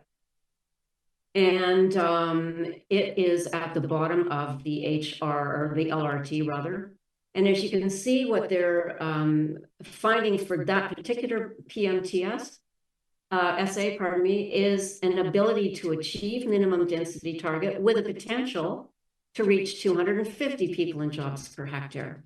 And in looking at their OPA schedule, which is on the right, you can see that they have divided it up into a number of areas where they've used a range of buildings, the highest, I believe, being 28. Next slide, please.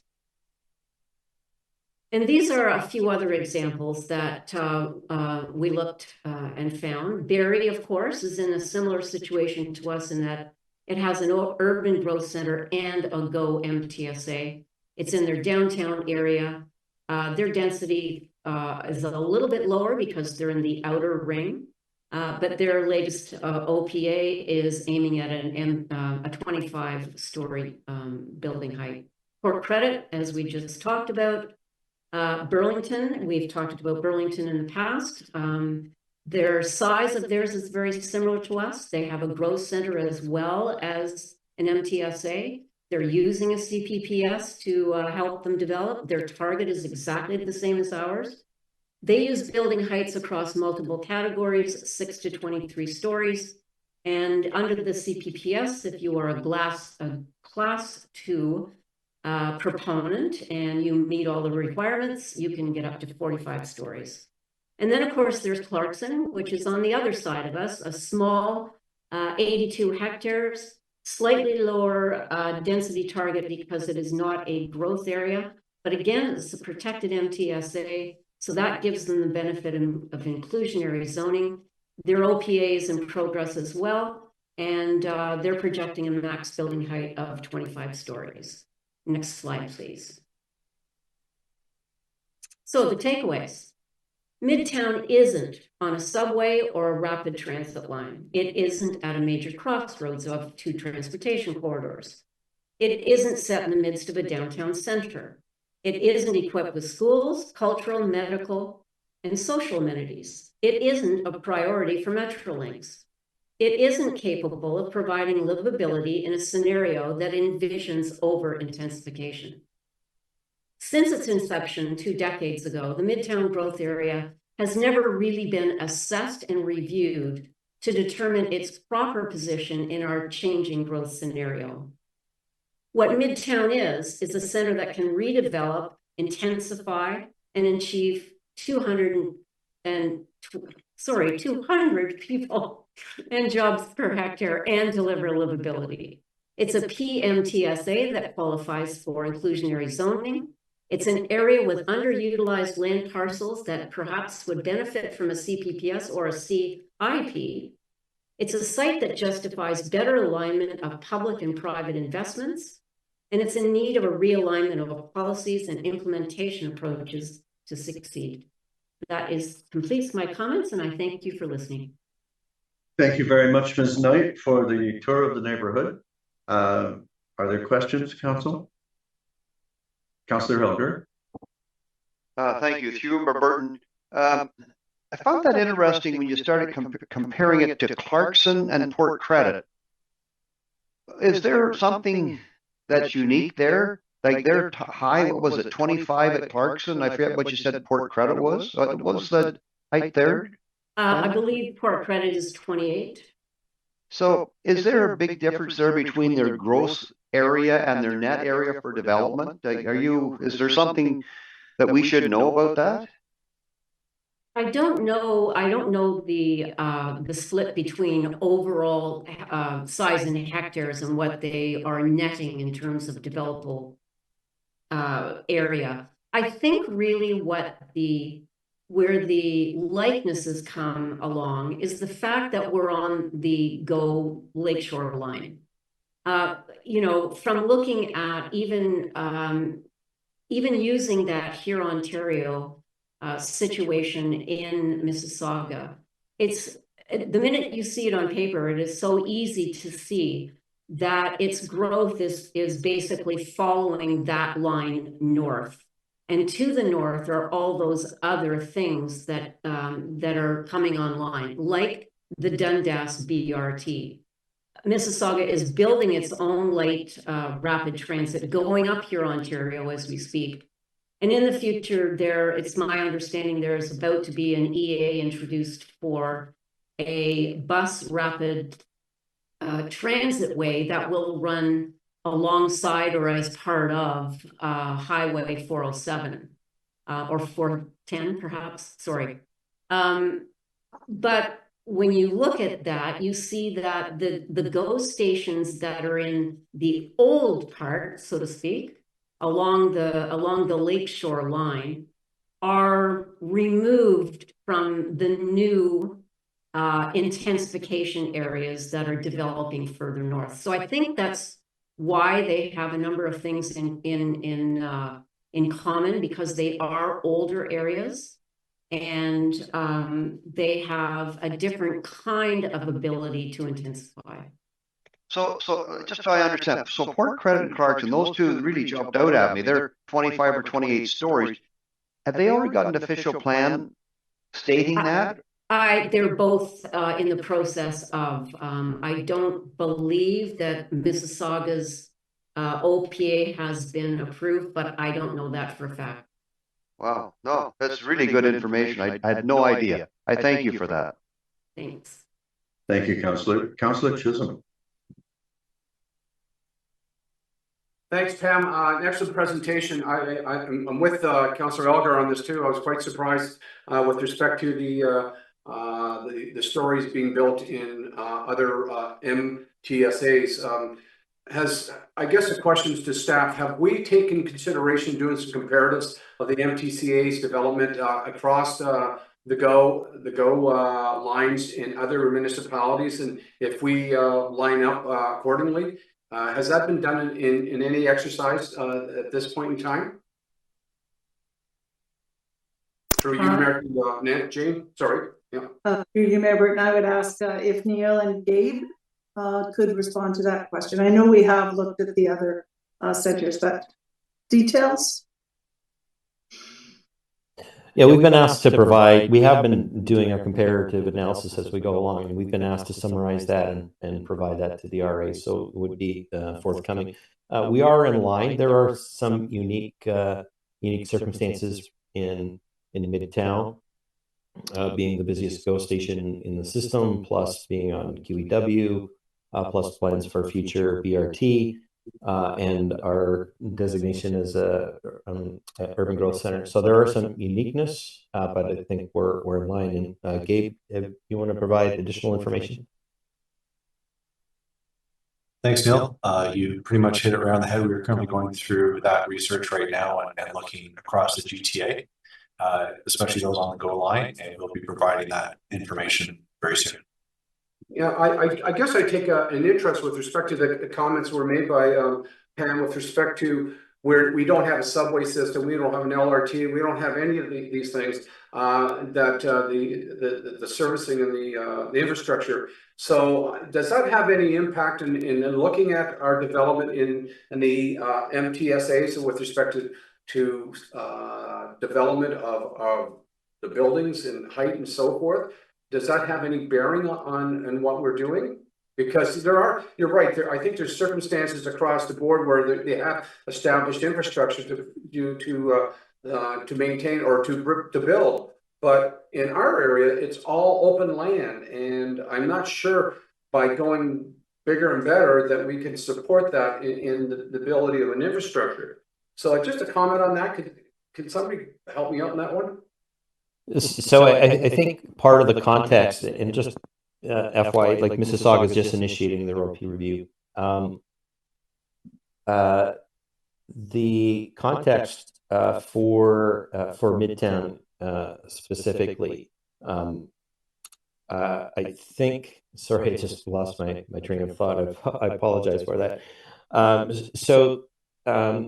With the GO facility being in Midtown, you need to consider how growth is dispersed across the strategic growth areas within the town, and the ability for Midtown to accept growth versus the other SGAs. So that becomes a fairly significant portion. Like, what's the ability of the other areas to accommodate growth, specifically in Bronte. So there's a myriad of factors involved in how Midtown's developed and will develop that we'll compile and take into consideration as we develop an OPA.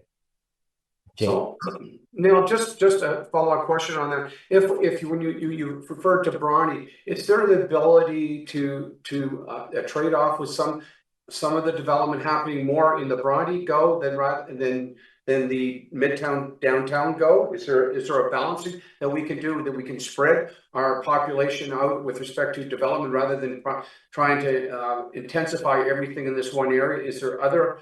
I know we've probably gone through this before, but there are identified lands that we can I guess the word is gentle density improvements or additions to the town. Is there that under consideration rather than trying to intensify everything in the Midtown?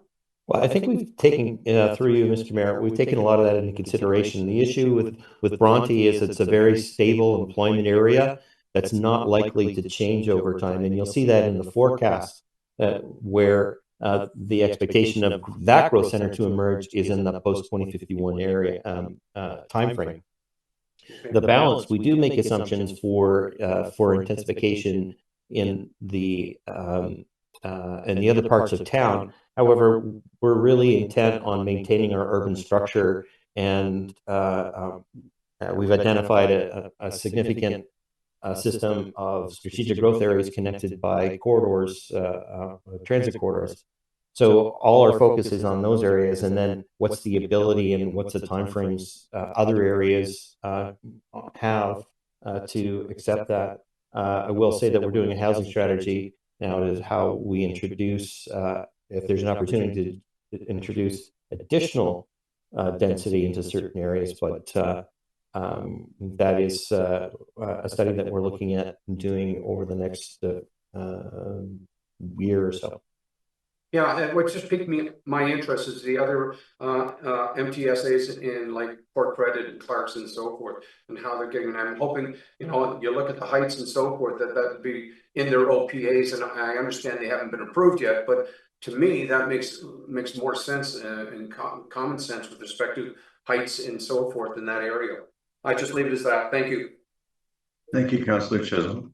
No one mentioned it, but the Midtown area has a fairly unique infrastructure differentiator between Port Credit and Clarkson, and that is a 400 series highway running beside it. Councillor Giddings. Thank you, Mr. Mayor. Quickest question ever. Ms. Knight, would you be good enough to email us a copy of your presentation? I'd be pleased to do so. Thank you. Thank you, Councillor Giddings. Councillor Haslett-Deal. Thank you, Ms. Knight. As always, very educational and informative. Can you just clarify for me, when you were looking at the MTSA information, was it readily available on those towns' websites that staff could do the final leg of this work, which is to tell us what the net developable area was and what the PPU was on those as well? There was a study actually that was, as I mentioned, undertaken by Peel. It was in 2 or 3 phases, actually. There are final reports available for all of those phases, and there's also a website established where you can access all the background, all the their methodology, the weighting system that they gave to these figures, and why they used particular things to measure capability. So yes, it's all there and available. Right. Thanks very much for all your research and for clearly articulating there is another way. Thank you, Councillor. Thank you, Ms. Knight. Madam Clerk, the next delegation, please. Next delegation is Emma West from Bosefields.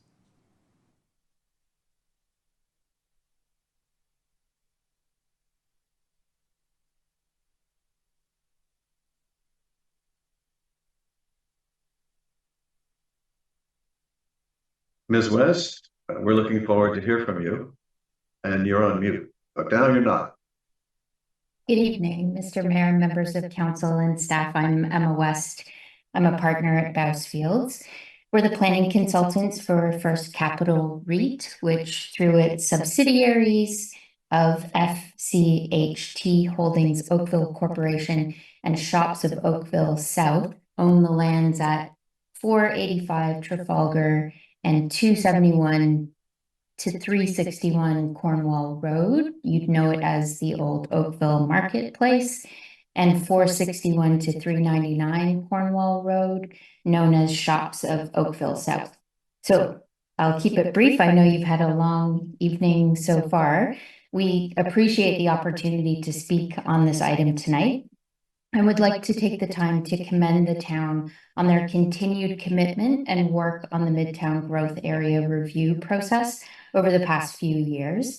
We would like to thank the town's team for their willingness to meet with us and First Capital to hear our questions and key concerns with the policy direction that's emerging for the Midtown area. We look forward to continued work with the town and your team to iron out some details with respect to some of those questions that we raised on how First Capital's lands will be affected by the Midtown plan, and specifically on matters such as the provision of parkland, requirements for cost sharing between landowners, the emerging heights and densities, and commercial uses, including the commercial uses that exist on the site today and are important to the community, but as well as analysis related to commercial needs across the plan area. So those are my remarks. As I said, they're brief, but we do appreciate the work that's been completed to date and the opportunity to connect with the team working on the process. So thank you again. And we hope to continue that collaboration with the town as the draft OPA policies are released in April. Thank you. Thank you, Ms. West. I want to thank you for the detailed written submission that you sent and that I know all of us read, and which rendered all your points with great clarity and your typical degree of thoroughness. So thank you very much for that. Madam Clerk, the next delegation, please. The next delegation is Matthew Steeves from Oakville Midtown Group. Mr. Steeves is joining us. I think we'll all see him pop up at the same time, perhaps.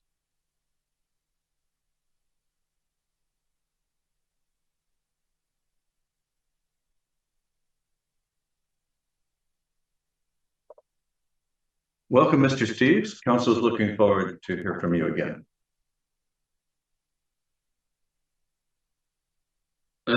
Good evening, everyone. And yes, my name is Matthew Steeves. Thank you for having me. And I'm a student at the University of Waterloo studying architectural engineering. You may have seen me alongside Mr. Sproston during the OMG presentation, but I'm presenting today as a citizen of Oakville with the perspective of a younger generation. I hope to convey my message tonight through logic and strong reasoning and bring up questions and concerns for council and the consultants to address in the future. Next slide, please. My first concern is the planning team's use of the 2016 StatsCan data to create some of their statistics and projections. Appendix A of the Midtown program stated that the OMG proposal was unable to meet GEL projections. But I'm concerned that these projections were created without considering working from home as a legitimate option. As you can see in the upper table, this is from 2016. The data of the amount of people who work from home compared to the sample size of the labor force is about 10.7%. In 2021, at the bottom, that number skyrocketed to almost 45%. That number has come down since, but it still remains significantly high compared to 2016. A potential discrepancy because of outdated census data can lead to a massive domino effect down the road. More job space will be created than necessary, and it will be converted mostly to residential, increasing the residential population above what is being projected. Next slide. Nearly half of jobs can be done remotely, and that number will only increase in the future, and I hope the final plan considers this. Here's an additional example of the planning team using 2016 census data, this time for PPU values. Next slide, please. This next slide is taken from the Oakville Housing Strategy and Action Plan, and I'm certain I share the concerns of many who believe these housing outcomes are not clearly met by the current proposal. In my opinion, the current proposal only meets one of these outcomes, which is delivering more housing. Apartments are not affordable in this area, especially for individuals. 2-bedroom or more units average a PPU of 1.849. Where are the families? Is this why only 3 schools were proposed? Because of the low number of people estimated to be in family units? If I were to live in Midtown Oakville, which I think is likely due to my age, I would want to have my wife and my kids living with me and maybe invite my parents to sleep somewhere that isn't on the couch. The amount of shops and restaurants that currently exist will have to be replaced or even multiplied. There's no shown community services and facilities inventory for Midtown like there has been in the Bronte-Go NTSA studies. Housing will be difficult to deliver as it involves coordinating with multiple developers and site. Isolating towers from the human scale and complete podium community. I'm almost 2 meters tall, but I'd have to be a lot taller for towers to be at human scale.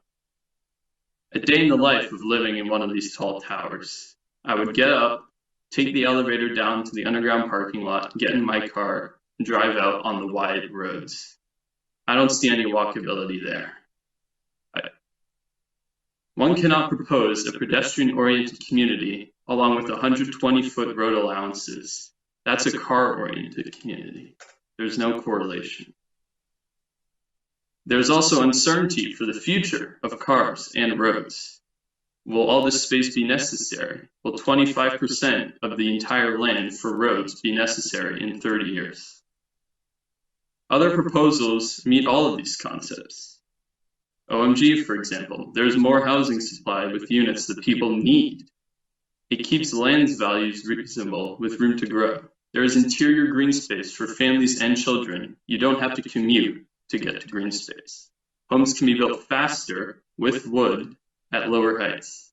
It's more affordable since it costs less to build structures with less stories. And it is a complete community that is designed around its main feature, the train station. That's why this is being developed in the first place. There should be a greater focus on it. Land values are already very high because of no maximums of height or density in the past. So I understand why developers want the most return in order to profit. If it is too late to really change Midtown, then it will be the face of Oakville, whether it is successful or not. But hopefully this process will greatly influence the development of future MTSAs in areas of urban growth. Thank you for your time. Thank you, Mr. Steves, for your information. We appreciate the effort that you put into it. And I too hope that you'll be there with your wife and children. Councilor Haslett-Thiel has questions or comments for you. Matthew, thank you very much for taking the time to put together your delegation and for sharing your views as a young person.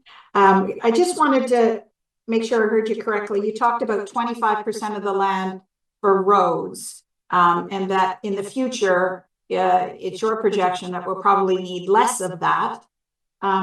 Is there an alternative or a transitional approach that you think should be considered? I just believe, I don't want to get caught up in numbers, but from a logical perspective, if you want a transit-oriented community, I don't know why the roads would have to be that wide. I would be more concerned about how wide the sidewalks are on the roads. Thank you, Matthew. Thank you, Councillor. Thank you, Mr. Steves. Madam Clerk, would you call the next delegation? The next delegation is George Niblock from the Collective Residents Associations.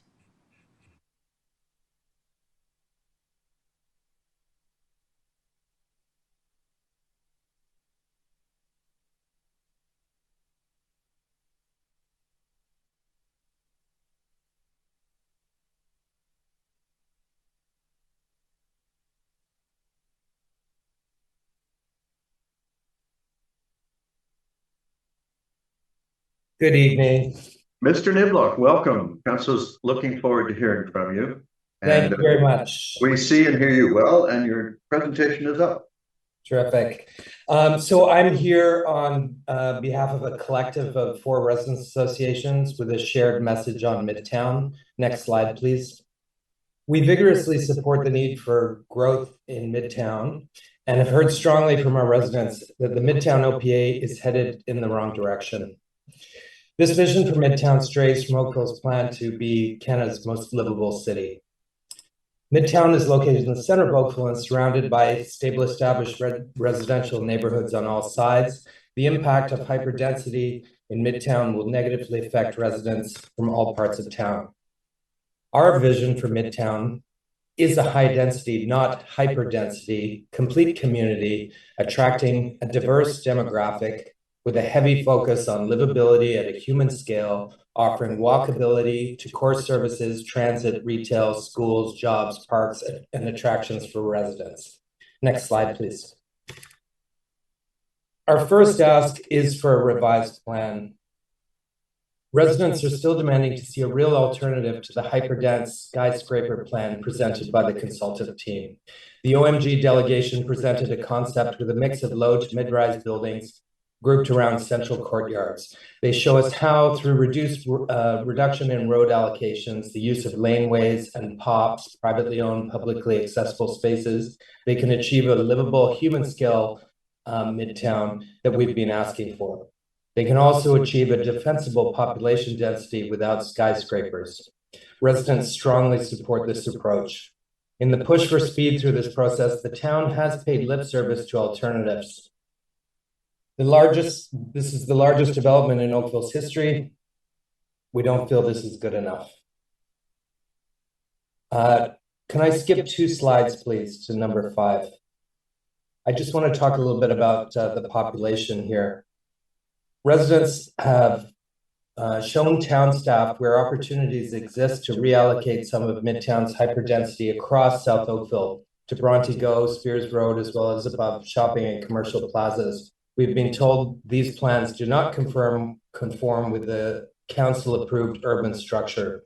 Perhaps it is time to revisit this plan. The Midtown population estimate of 20,000 people and jobs from a few years ago has now ballooned to a total build-out of 74,000 people and jobs. This is hyperdensity. It is not reasonable. It will not be a livable area in such a small space. The newly increased Oakville 2051 population number of 442,941 people is based on a choice by town staff to use the provincially mandated population allocation and the 33,000 housing unit pledge on top. We've discovered that other jurisdictions do not treat these numbers cumulatively. Why is this being done in Oakville?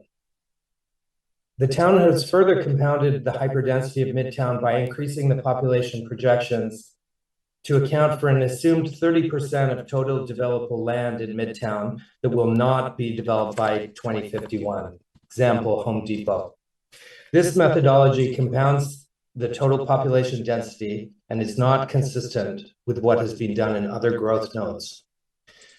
The chart that I have up just shows other growth areas and how the density for Midtown far exceeds any of them. Can I go back a slide, please, to previous one? This is on people per unit, PPU. The town's PPU assumptions, as we've heard, for Midtown is 1.7. This is based on out-of-date 2016 census data for Oakville. We believe this needs to be re-examined. We've heard staff are going to undertake a sensitivity analysis.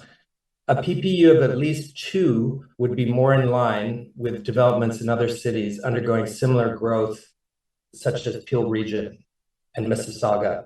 Getting the PPU wrong will not only result in an overly dense area with buildings that are too tall, but it will mean that there won't be enough schools, services, shops to service the actual population. This number needs to be forward-thinking, not backward. PPU must project the rapidly occurring changes to our demographics.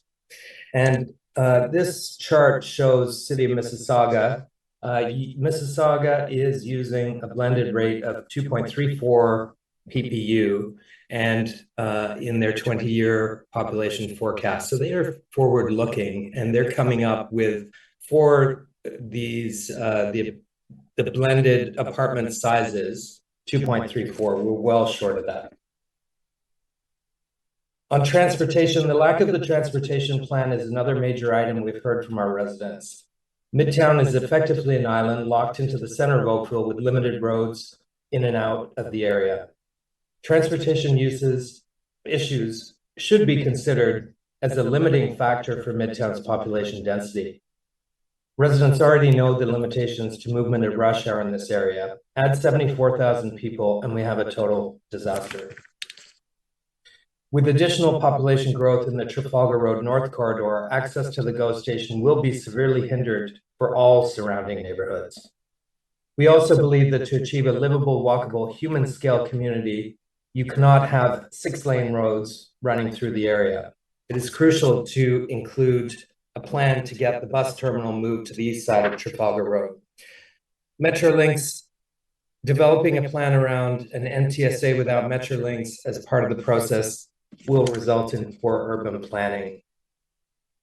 On financial implications to taxpayers, many of our residents were shocked to learn that the financial implications of the proposed Midtown OPA will not be considered until after the OPA is approved.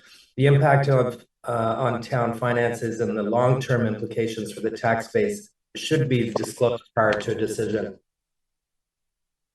On planning, residents are concerned that it may take decades before anything resembling a complete community starts to emerge. To achieve a successful livable community and attract a diverse demographic, parks and schools need to be provided early, not late in the development of the community. We have requested that the CPPS be examined as a tool to ensure that Midtown planning is controlled by the town and not by developers. On green standards, we are in a climate emergency. Residents want to see how Midtown is going to be built as a forward-looking community in the fight against climate change through the implementation of green building standards and a district energy plan to meet the goals of the town's community energy strategy within Midtown. Final slide, please. In conclusion, to date, staff and consultants have engaged with the public regarding Midtown per their public engagement strategy. They have gathered input and responded to questions. What they have not done is to integrate any meaningful change into the proposed concept for Midtown. What we see presented has the same problems that residents have started out saying they wanted fixed many months ago. We do look forward to a renewed initiative from Council to bring forward a Midtown OPA concept that is not just defensible, but also supportable. Thank you very much. Thank you, Mr. Niblock, for your customary cut and thrust. And we have Councilors Elgar and Councilor Duddick with questions or comments for you. Thank you, Mr. Through you, Mayor Burton. Mr. Niblock, thank you so much. You brought up an interesting point about only 70% of the lands will be developable because of Home Depot and Metrolinx not buying into it. I was concerned about that also. And I'd sent out to a fairly well-known planner and asked him, is that the way planning is done? And he got back and he said, so typically municipalities plan comprehensively for an MTSA based on sound planning principles. Again, with different properties typically being assigned various densities and heights which if built would ensure the MTSA meets the minimum density target over its entire extent. And it said assigning higher densities to other properties to make up for the shortfall in the face of the owner saying they have no intention of building is not an appropriate way to plan the MTSA or proceed. And it goes on, but I wonder, can staff help Mr. Niblock understand why we have done something like we have written in the report?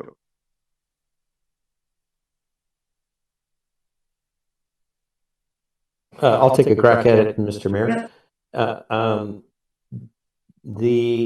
It's an assumption looking at the Midtown. So, okay, let me back up. All of the land is proposed to be planned. So we are assigning proposed land uses to all lands within Midtown. The 70%, 30% comment comes as what is likely to be built over the 2051 period. And so there's an assumption that only 70% of the land will be fully occupied within the 2051 timeframe. The balance 30% will happen after the 2051 horizon. And that's why you have a long stretch. 74,000 would be the ultimate build out in 2081 or whatever that number is. But so the assumption for the 2051 time horizon is that 70% will be built, 30% remains to be built in the post 2051 period. But all lands are being planned in accordance. You've quoted a knowledgeable planner, and I thank you for that, Councillor. So he also said there are no timeframes or deadlines associated with planning to achieve the densities for MTSAs. So that's where I'm having trouble understanding why we would come out as a planner. You plan for what you want overall, and I'm having a lot of trouble understanding how we could then say, oh, if he doesn't want to apply, and yourself, and we've seen it, where all of a sudden that land goes up in value pretty fast. It goes on about that too. That's why you plan. You don't disqualify a person, because in 5 years' time, things could change pretty rapidly. And I appreciate it's kind of a tough spot, but it's actually true that land you're not saying we're not going to develop. Is there anything in the Planning Act saying we can stop them from developing after 2051, or could they come in a few days' time and say, "Hey, we're going up"? They 100%, Councillor. They could 100% come in and change their minds. The thing you have to keep in mind is if someone jumps ahead and who wasn't planning but is now planning, that might push the market out. So we use Home Depot and Metrolinx as examples of stable uses, but plans change, but the market still prevails. Okay, and that's what I got all that information. Say you're right. The plan, it can change pretty fast for the person who owns the land if it goes up by quite a few 100%. So I thank you for that question, or the answer. So George, that was your concern, George, also? That things like that could happen? That could happen, but also it's that they're allocating that the 30% to the rest of the lands prior to 2051. So this is one of the reasons we're getting such a dense population there. And then there's an expectation that it grows even further once those properties become available. It just too much. You raised a very good point that we should really take a look at. So thank you for highlighting that. Thank you, Councillor Elger. Thank you, Mr. Niblock. My takeaway from this exchange is that the Commissioner has pointed out that all land is being planned. It's not the case that only some is being planned. There's assumptions being made about when it will be used only. Councillor Duddick. Thank you. Through you, Your Worship. I want to just confirm, George, I had the benefit of sitting in on the most recent Residents Association sort of roundtable discussions that took place. And for the benefit of other members of council, when the residents associations make reference to revisions, they're not saying an either or. In other words, it's not one proposal versus another. It's a possible combination thereof, taking the best out of both ones. Is that not what was being discussed? Absolutely, yes. Okay. I just didn't want people misled that we were saying all this work is for naught. It's just saying other proposals that have come forward have highlighted other possibilities, other scenarios that might enhance the plan we have. So that's right. Thank you. Thank you, Councillor Donick. You know, this process has been one of synthesizing many different views. I won't say opposing, but different views. And we have seen some revisions to things. I mean, but the last concept that we were presented with was somewhat different than where we started. And what we've heard tonight from staff is that we're going to see more evolution. It's Councillor McNeese and Councillor Hazlitt-Peel are next. Thank you. Through your worship, just to the delegates, to George's point around Home Depot and Metrolinx, I mean, despite what Home Depot may say, I mean, they don't own the land as far as I know. It's a property investment firm. Their property values are going up dramatically. And I think good planning is to realize that the market for that land will be higher density. And I mean, to leave that out until 2051, I think is a bit misguided. And then with Metrolinx, I realized that we don't have authority over them, but it is a major transit supported area. They've commented to us that they hope that we create even higher densities. You know, I think at some point we can go back to them and say, you've got some parking lots there that need to be developed, and you've got one provincial department telling us we need to build growth. They're another provincial department that has land that can supply growth the closest to the transit station. So to me, I think those are some of the first sites that we plan for, despite what landowners change. All it takes is, you know, one executive at whoever owns the Home Depot site to say, you know, there's a higher and better use here, and there's investors involved. And, you know, they'll flip that over to residential before we know it. You know, you even get into some really urban areas and they can still keep a Home Depot in the podium of a residential building. And, you know, so I'm not too comfortable thinking that, you know, 2051, we're still going to have a Home Depot there, and the transit station is still going to be a giant parking lot on both sides. I think those are two of the early sites that will be providing us some density. And maybe there's some areas more on the fringe that are the sites that are more 2051 and beyond.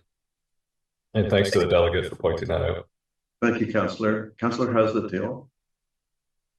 Through you, Mayor Burton. Thanks very much, George, for your delegation. I also have a note that one of your slides didn't make it into the deck, and it was a Vaughan report, the city of Vaughan, in terms of what their PPUs are, and I believe your fellow RAs would encourage staff to look at York Region, which when an area had 99% high density, they had a blended rate of 2.29. So there are examples out there when you go and look. So I just wanted to make sure that that was added in. As you already pointed out, there are other examples. So when you mentioned about Home Depot and about those developments, I just, perhaps I heard it wrong. Maybe staff would like to go back and listen to what the consultant said on February 15th. But I believe what you were reflecting on is that the consultant said, as a result of Home Depot and Metrolinx not being developed, that, quote, they had to go higher. And so that the lack of inclusion of that 30% was actually impacting the built form they felt they had to deliver. Is that what you were referring to? Yes, exactly. Okay, so it's not that it's not factored in the overall population, which is what we've heard from the CAO and the commissioner. The question becomes, you know, if it's impacting the built form, and the consultant is the one who made that statement several times, then it shouldn't, because it's the whole population that we're building a plan for, or the whole area we're building a plan for. We certainly don't make the decision to put shovels in the ground, only grant permissions. And it's a bit unsettling to hear the consultant say, but that meant we had to extrude it higher. So I think that's the point that people are concerned about, and perhaps people might want to go back and listen to what was said on the February 15th meeting. Thank you, Councillor. Councillor Elder. Yeah, through your board, just so Councillor Hazelfield is aware, you don't even have to go back to the February meeting previously. You can look on the report, page 8 of 36, where phasing is talked about. And in the phasing, they say because there's only going to be 70%, they have to accommodate these in other areas. So it's in the report. And you only have to go to page 8, and it's right there spelled out. So yeah, that's where something went off the rails there, for sure. Yes, and thank you, Councillor, for reminding me about the report.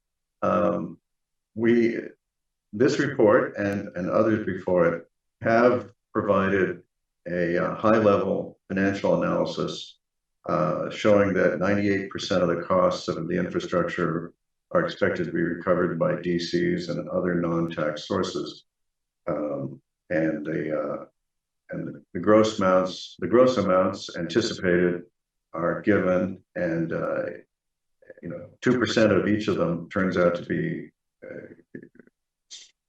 $7 million each over the time frame. So, now does that cover the regional costs also? Yes, or is that just the town? So that's everything. They're both, and they're separated out, and interestingly, the cost of the taxpayers is $7 million in each one. The base that the regions is spread over is, of course, the region, not the town. But you're saying that you're including. It'd be so nice if you'd allow me to just finish. I'm sorry, I thought you were finished. Well, I thank you for your courtesy. The report also gives an overview of a summary of all the transportation work that's been done over the years to get us to this point. So I mention these things because it sometimes gets said that no work has been done on either the financing or the transportation, and I think it's helpful to remember that they have been proceeding together at a high level. Now, Councillor Elder, is there anything you want to? I'm done. No, I was just wondering, with the latest changes to development charges that the province have brought in, if that is still the case. If we work on it for 2 years, okay. So even though the changes have happened, absolutely no changes in the numbers whatsoever. Appreciate that. I'm reading the report for giving us current information, and I know from, think about how long the development of North Oakville was. 30 years or so. Things evolve and change constantly. We review our official plans frequently. 5 to 7, 8 years in between reviews. We don't lock down. The CAO has a contribution, and I've gone on too long. Mayor Burton, I wanted to clarify the 2051 requirement of the growth plan is that we accommodate the population in Midtown by 2051 that's assigned to it. And so for that reason, you have to look at the ability to, it's unreasonable to assume that all the lands within Midtown could develop at one time. So there is a portion of the land. So the consultants made an assumption of the 70 and 30, just considering Home Depot and the Metrolinx. So the test, I just wanted to be clear on it, is that you have to demonstrate that by 2051, you can accommodate the population. So you do need to consider market trends in where applicants may be. It's not a solid case that Home Depot will never develop. They may indeed be the first ones, which would be great, as Councillor McNeese said. But then if they develop, someone else would not, just because of the market. So I provide that only for a better explanation or an additional explanation. Councillor Hazlitt-Thiel, our procedure by limits us to twice, and we have delegations. We have a delegation still waiting. Do you have something? I would just point out that it is the built form that we are seeing as impacted, and we can talk about the population estimate and forecast and the 2051 at a later time. Great, thank you for that. Mr. Nedlick, thank you for your participation tonight, and it was a pleasure as always to see you. Thank you. Madam Clerk, would you call the next delegation? The next delegation is Johnny Timinzik.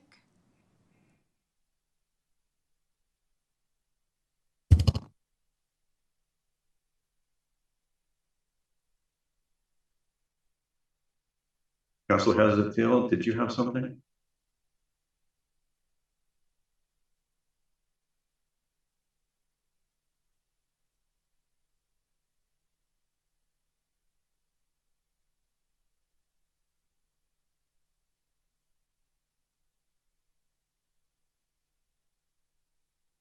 Welcome, Mr.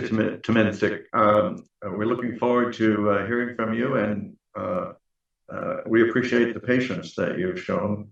You're the last of the registered delegation. Okay. Well, good evening, Mayor Burton and members of council. My name is Johnny Timinzik. I'm a representative for 627 Lions Lane, which is one of the development projects in Midtown. I am also a Ward 3 resident residing less than 3 kilometers from Midtown. I operate my law practice in downtown Oakville, and I'm also an owner of the old Radial Railway Station, a commercial property that I operate my practice out of. I have lived in Oakville for 27 years, and my wife and our 2 young children and myself will much more than likely be calling Oakville home for a long time into the future. I'm appreciative of being given the opportunity to address you this evening as a resident of Oakville, and I respect the entire process surrounding the development of Midtown and the implementation of the official plan amendment. I also respect the fact that all residents are entitled to their opinions, to voice those opinions, and that not everyone in Oakville will agree on the overall direction and vision for Midtown. That said, as a resident, I have become very concerned after attending the last committee of the whole and hearing some of the information and suggestion provided by other residents and resident associations. Midtown has been designated as an urban growth center, a protected major transit station area, and identified as the primary strategic growth area within Oakville. The existing Oakville livable plan allows for higher density in Midtown than in much of the rest of Oakville, and for years the town's vision for Midtown has been one of higher density. This should not come as a surprise 8 months into the committee of the whole process. In my opinion, town staff and expert consultants have been working towards drafting an OPA that is in conformity with provincial and regional policies. To fulfill the requirements of those policies and to satisfy the growth targets, staff and consultants have decided that Midtown requires a certain amount of density and height. From what I have seen, there is a multi-factor basis for choosing to go in this direction, and density and heights are not just being chosen on a whim. While this may be an unpopular opinion in this forum, and while I again respect the entitlement everyone has to their own opinions and believe that these opinions are all well-intentioned, it is concerning that at this point in the process, when concepts such as OMG, Copenhagen, or the idea of drastically reducing density in Midtown and somehow replacing that density with several stories of residential units above Oakville Place and above what are mostly commercial and industrial units along Spears Road are presented, Council appears to be open to seriously entertaining such options in a manner that almost appears to discount the expertise of town staff and the consultants. I'm not implying that Council is actually discounting such expertise, but unfortunately, the manner in which the Committee of the Whole has been structured does not appear to give staff and consultants the opportunity to immediately reply to alternate options and to point out any underlying assumptions or discrepancies that may make some options unfeasible, or to at least have an opportunity to explain the underlying reasons as to why staff and the consultants have been working towards a concept that is very different in terms of heights and density. I know as a resident, if we had that ability, it would drastically help when we have experts telling us that we need 3 schools and we have resident associations telling us that we need 9. It shouldn't be a difficult exercise in figuring out how many we need, and maybe having an opportunity to respond would actually help get to the bottom of that. Such alternate options, while well-intentioned, appear to come from a resistance to change, something we are all familiar with in Oakville. I spent my early years growing up in Glen Abbey in the early to mid-'80s when development had just commenced there. From recollection, the areas north of Upper Middle were hardly developed until my late teens, followed by development north of Dundas. I used to enjoy driving through the countryside to Milton, and I'm sure that residents who lived in Oakville before I was born enjoyed the even larger countryside where Glen Abbey was eventually built. In some way, we all have an underlying desire to be resistant to change, likely underpinned by nostalgia. That said, given Canada's accelerated immigration plan at a rate we have not seen in recent times, if ever, coupled with a drastic shortfall in homes, we don't have the luxury of resisting change at this time. Given Midtown's central Oakville location and proximity to public transit, it is a perfect location for much of the required growth. As well as a resident who can also be resistant to change at times, I and many of my friends in Oakville prefer the idea of accommodating much of the required growth and density in a relatively undeveloped area such as Midtown, and in an area where very few people presently live, while preserving the existing makeup of more established neighborhoods. My largest concern, after seeing the other concepts and seeing the potential for further delays in implementing a new OPA, is the potential loss of a great opportunity to have a hand in guiding the development of Midtown. As highlighted by the consultants, the implementation of an effective OPA requires finding a balance of interests between residents, developers, and stakeholders that represent good planning in the interests of the public. A reasonable OPA can work to satisfy the concerns of all parties while implementing requirements that will benefit all residents of Oakville.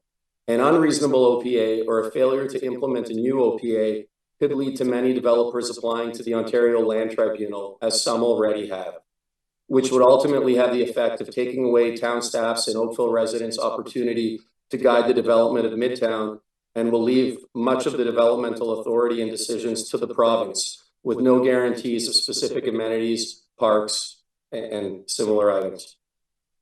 It's troubling that this is something that doesn't seem to be talked about much throughout this process.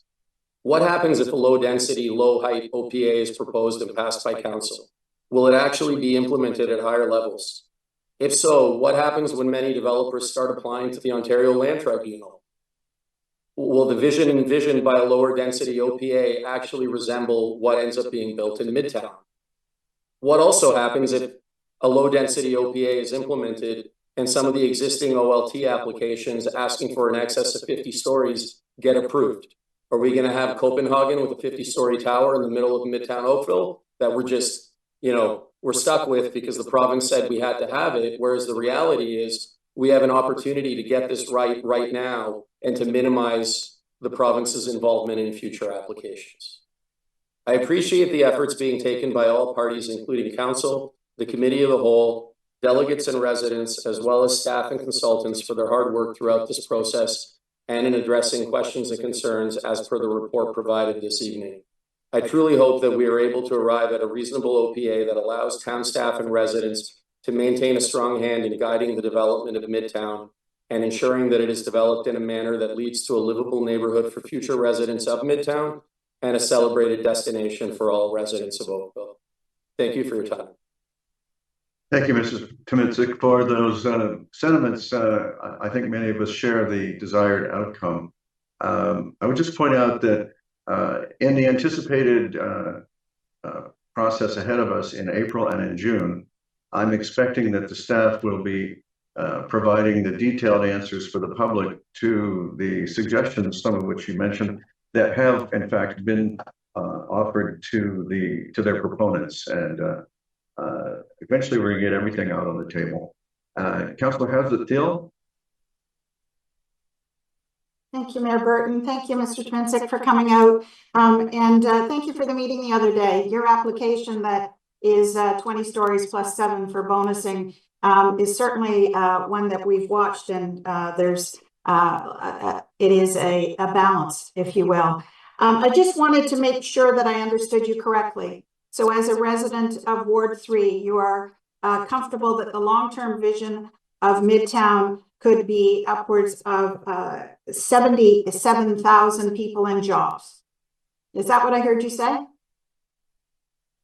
Let me answer that in a little more complicated manner than yes or no. I think the difficulty becomes if you're asking me if I'm okay with 70,000 people in jobs in Midtown tomorrow. No, I'm not.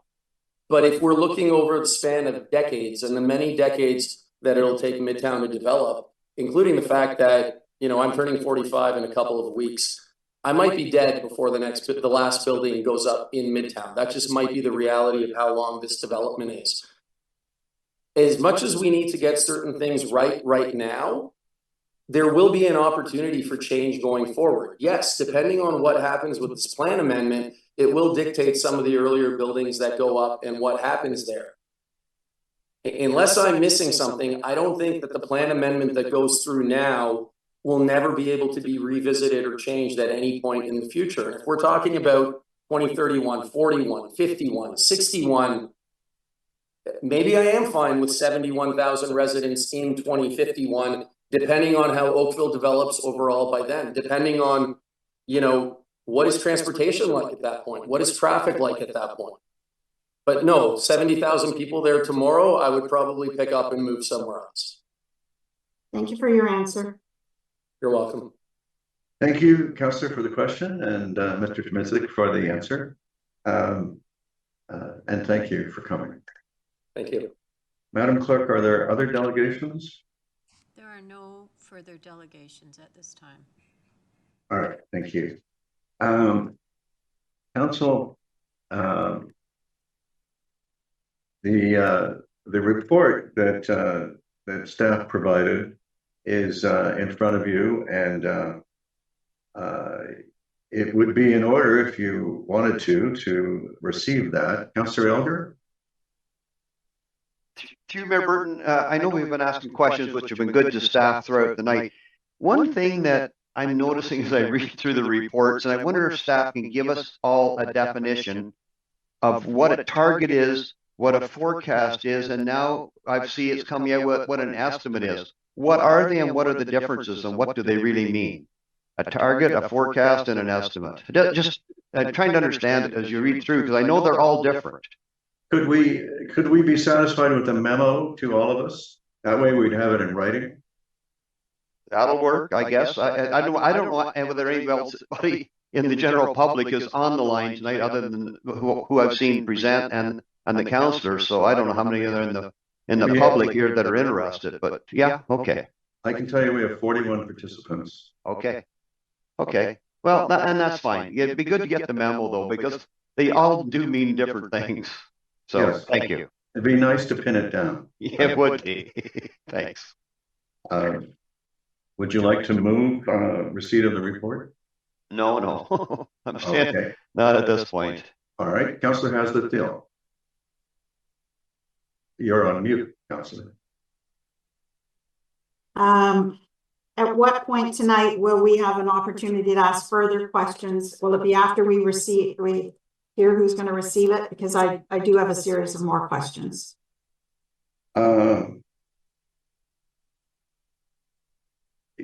You have the floor. Thank you. So Councillor Elder raised the population, and can I just ask for clarity that between forecast, estimate, and target, that in the memo it is clear what and why we are using a joint best planning estimate as our possible target in the joint best planning estimates distribution. I think that is a question that came through from the delegates. It's a concern, and it isn't clear. So I thank you for the suggestion that they put it in writing. And I would also ask that it include what is the regional approved population targets that are in full force and effect now. Because I think that is also confusing for people, how it's being framed. And I'm sure that in writing, it can be in a chart, could very simply clear up some of the misunderstanding. It's a very useful question. And I would suggest that we should expect that in the report that accompanies the release of the draft on the 2nd of April. So if it is included in that, that's great. I believe it's a fundamental building block that is needs to be clarified. And it also needs to clarify where the 33,000 housing pledge falls into that, because we have a regional population target. We also have a housing pledge, which was to accelerate, not to add. And having that information before April 2nd would certainly be helpful, because there's implications on how the population is distributed, because again, the public are questioning, do we have the right population number that we are distributing?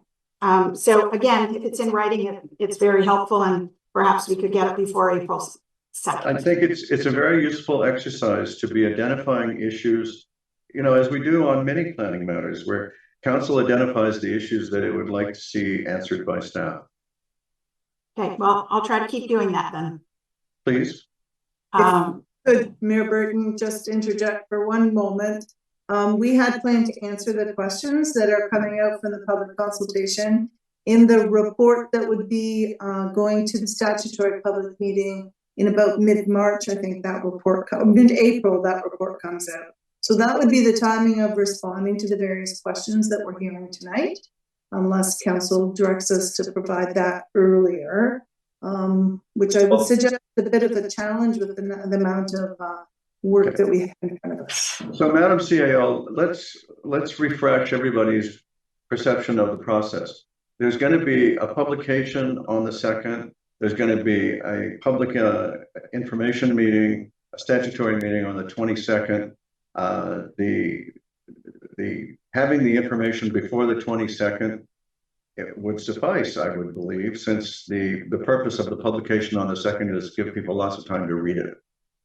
Yes, and if I can just, the publication on the 2nd is actually the official plan with all its policy requirements, the mapping, the details there. The report that would go out prior to the April 22nd statutory meeting would be addressing all of the questions that we've had over the time period, providing a rationale for the OPA and the process that we've been under and the balance of the process. And then that would be received by council and considered with the overall package on the 22nd, or by planning and development, whichever that is. So my suggestion would be that the residents talked about building a bridge and crossing a divide and a gap, which was also raised at the last meeting of the Committee of the Whole. And so having accurate population and an understanding of the accuracy of the population before the OPA, I think is a courtesy we should be able to provide them. It has to be a clear, I mean, it can't be that complicated to write out what is ROPA 49, what is is it overridden by the minister or been overturned? What is the actual calculation that included, what was the actual calculation for the population that is distributed in the joint best planning estimates? You know this information very clearly. And again, they're reaching out to try and build, to clear a divide, and information's powerful. So let's give it to them as soon as we possibly could. My other question would be for staff is, there are times in the report you talk about we have to plan for growth, and absolutely we have to plan for growth, but I just wanted to be clear on this review of the OPA in 5 years or 7 years. Is it accurate that we can't take away permissions that have already been granted? So if, as one of the delegates said, we get a chance to look at this again, would we have an opportunity to make changes because what's happening in terms of the built form or the population? Can we pull back at all, or are we then just making adjustments in other areas, but not in the actual density? Every 5 years we do, as you say, review the official plan. We review a lot of other documents at the same time. But once we've assigned a density expectation to a landowner, it is quite challenging to reduce that density at a later date.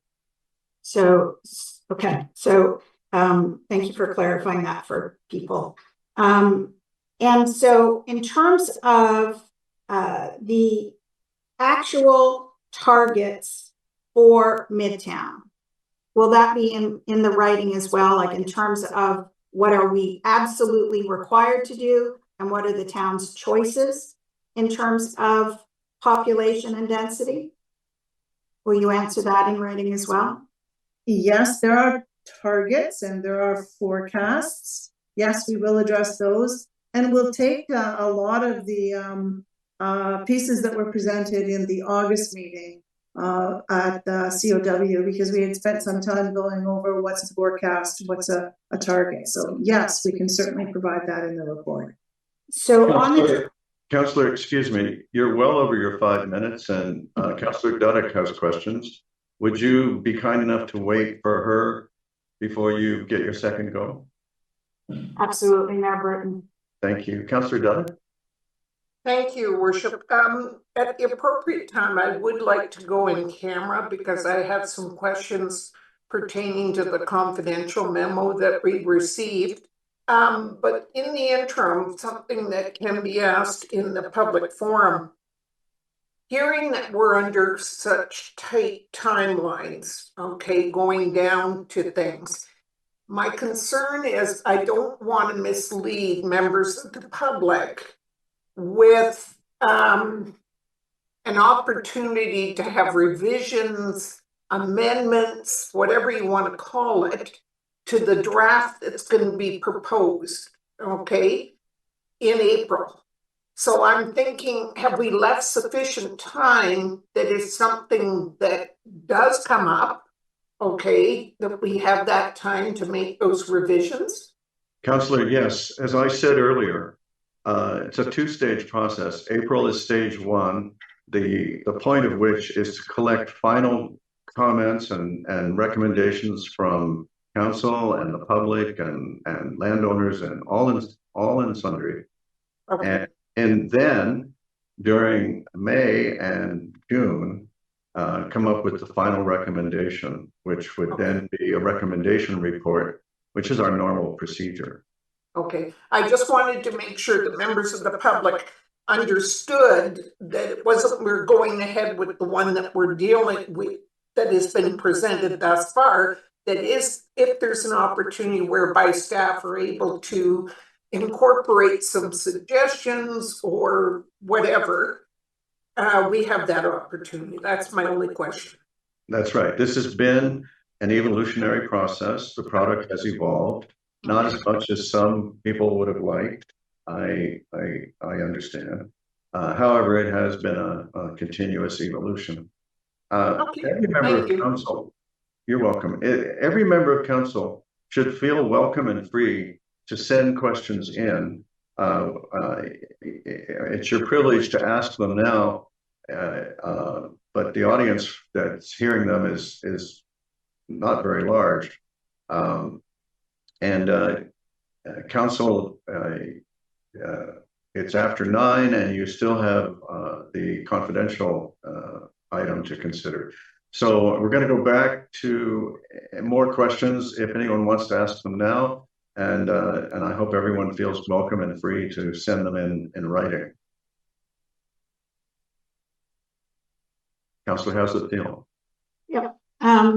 So the other question that I have is in the report, it talks about of 50% of the built form being 8 to 48 stories, and that 43% would be mid-rise or low-rise. When you report back, or maybe you can answer it tonight, are you identifying mid-rise as the podium, or are you identifying as many other jurisdictions would, that mid-rise is really separated from it's not the podium. The podium is part of the tower ultimately. So is in that percentage mix. Could you just clarify that? Because we've had some folks hear the consultant talk about this mix being 40% mid-rise and low, and I'm not seeing that in the layout. And I want to just be clear, what is our definition of low and mid-rise in terms of built form? And if you don't have that answer tonight, I'm happy to receive that answer at your schedule. Mr. Mayor, there's a lot of different forms a podium can take, including townhomes and so on. But I will make sure that there's a clear understanding of what the term mid-rise means. Okay.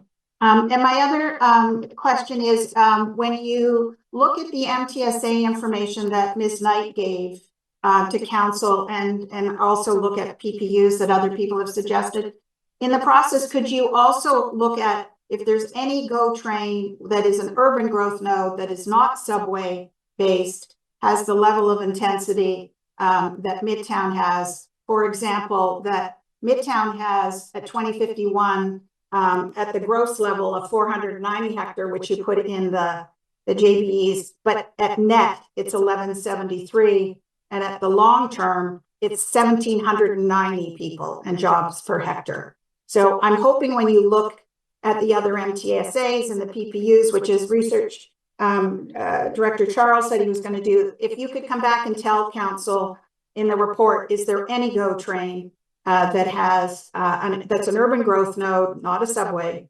that has a level of intensity that is being proposed? I'd appreciate that. Thank you very much. Thank you, Councillor. Perhaps when they do that, they could also indicate if the base amount of hectares that are being built on increases at some point after 2051 and impacts what the density would read or would be calculated as. Because we heard continuously tonight that we expect Metrolinx and Home Depot someday to develop. And we're projecting. I'm sure they will. Their land value keeps going up. Well, we're way out there, and at this end of the spectrum or of the projection, we're way out there in the latter half of this century. So, well, my grandchildren will be here, so I'd like to take care of that. I'm not suggesting that we shouldn't care about it. I'm only suggesting that the land base might change, and that would change the calculation. Are there two of us who would like to move and second receipt of the report and the discussion? Councillor Knoll and Councillor Shi, thank you. Is there any objection? Madam Clerk, there's no objection. The motion carries and the information is received. At this time, I would solicit a motion and a second that council resolve into a closed meeting session for the purpose of litigation or potential litigation, including matters before administrative tribunals affecting the municipality or local board, and advice that is subject to solicitor-client privilege, including the communications necessary for that purpose with respect to the item, the Midtown Oakville Process Legal Considerations Report. Is there any objection? Oh, I need a mover and seconder, Councillor Chisholm, and I saw Councillor Longo. Any objection? Madam Clerk, there's no objection. That carries. And I would ask you to rig the meeting for session closed to the public for that purpose. Council, I would suggest that you might want to spend 5 minutes on either getting a glass of water or a bio break. And it's 9:23. How about we agree to resume at 9:30 sharp? Mayor Burton, we're ready. Okay, thank you. All right, council has met in a session closed to the public for the purpose of litigation and the session closed to the public for the purpose of discussing litigation or potential litigation, including matters before administrative tribunals affecting the municipality or local board, and advice that's subject to solicitor-client privilege, including communications necessary for that purpose with respect to the legal report. I need a motion and a seconder to go past the hour. Councillor Longo, Councillor Knoll, thank you. Any objection? Madam Clerk, there's no objection, and that carries. I now need a mover and seconder that council resolve into a closed meeting session for the purpose of litigation. Councillor Nanda and Councillor Dudek, I'll take you, but for the record, I need to finish reading the motion. Including matters before administrative tribunals affecting the municipality or local board, and advice that is subject to solicitor-client privilege, including communications necessary for that purpose with respect to the legal report on the agenda. Any objection to the motion?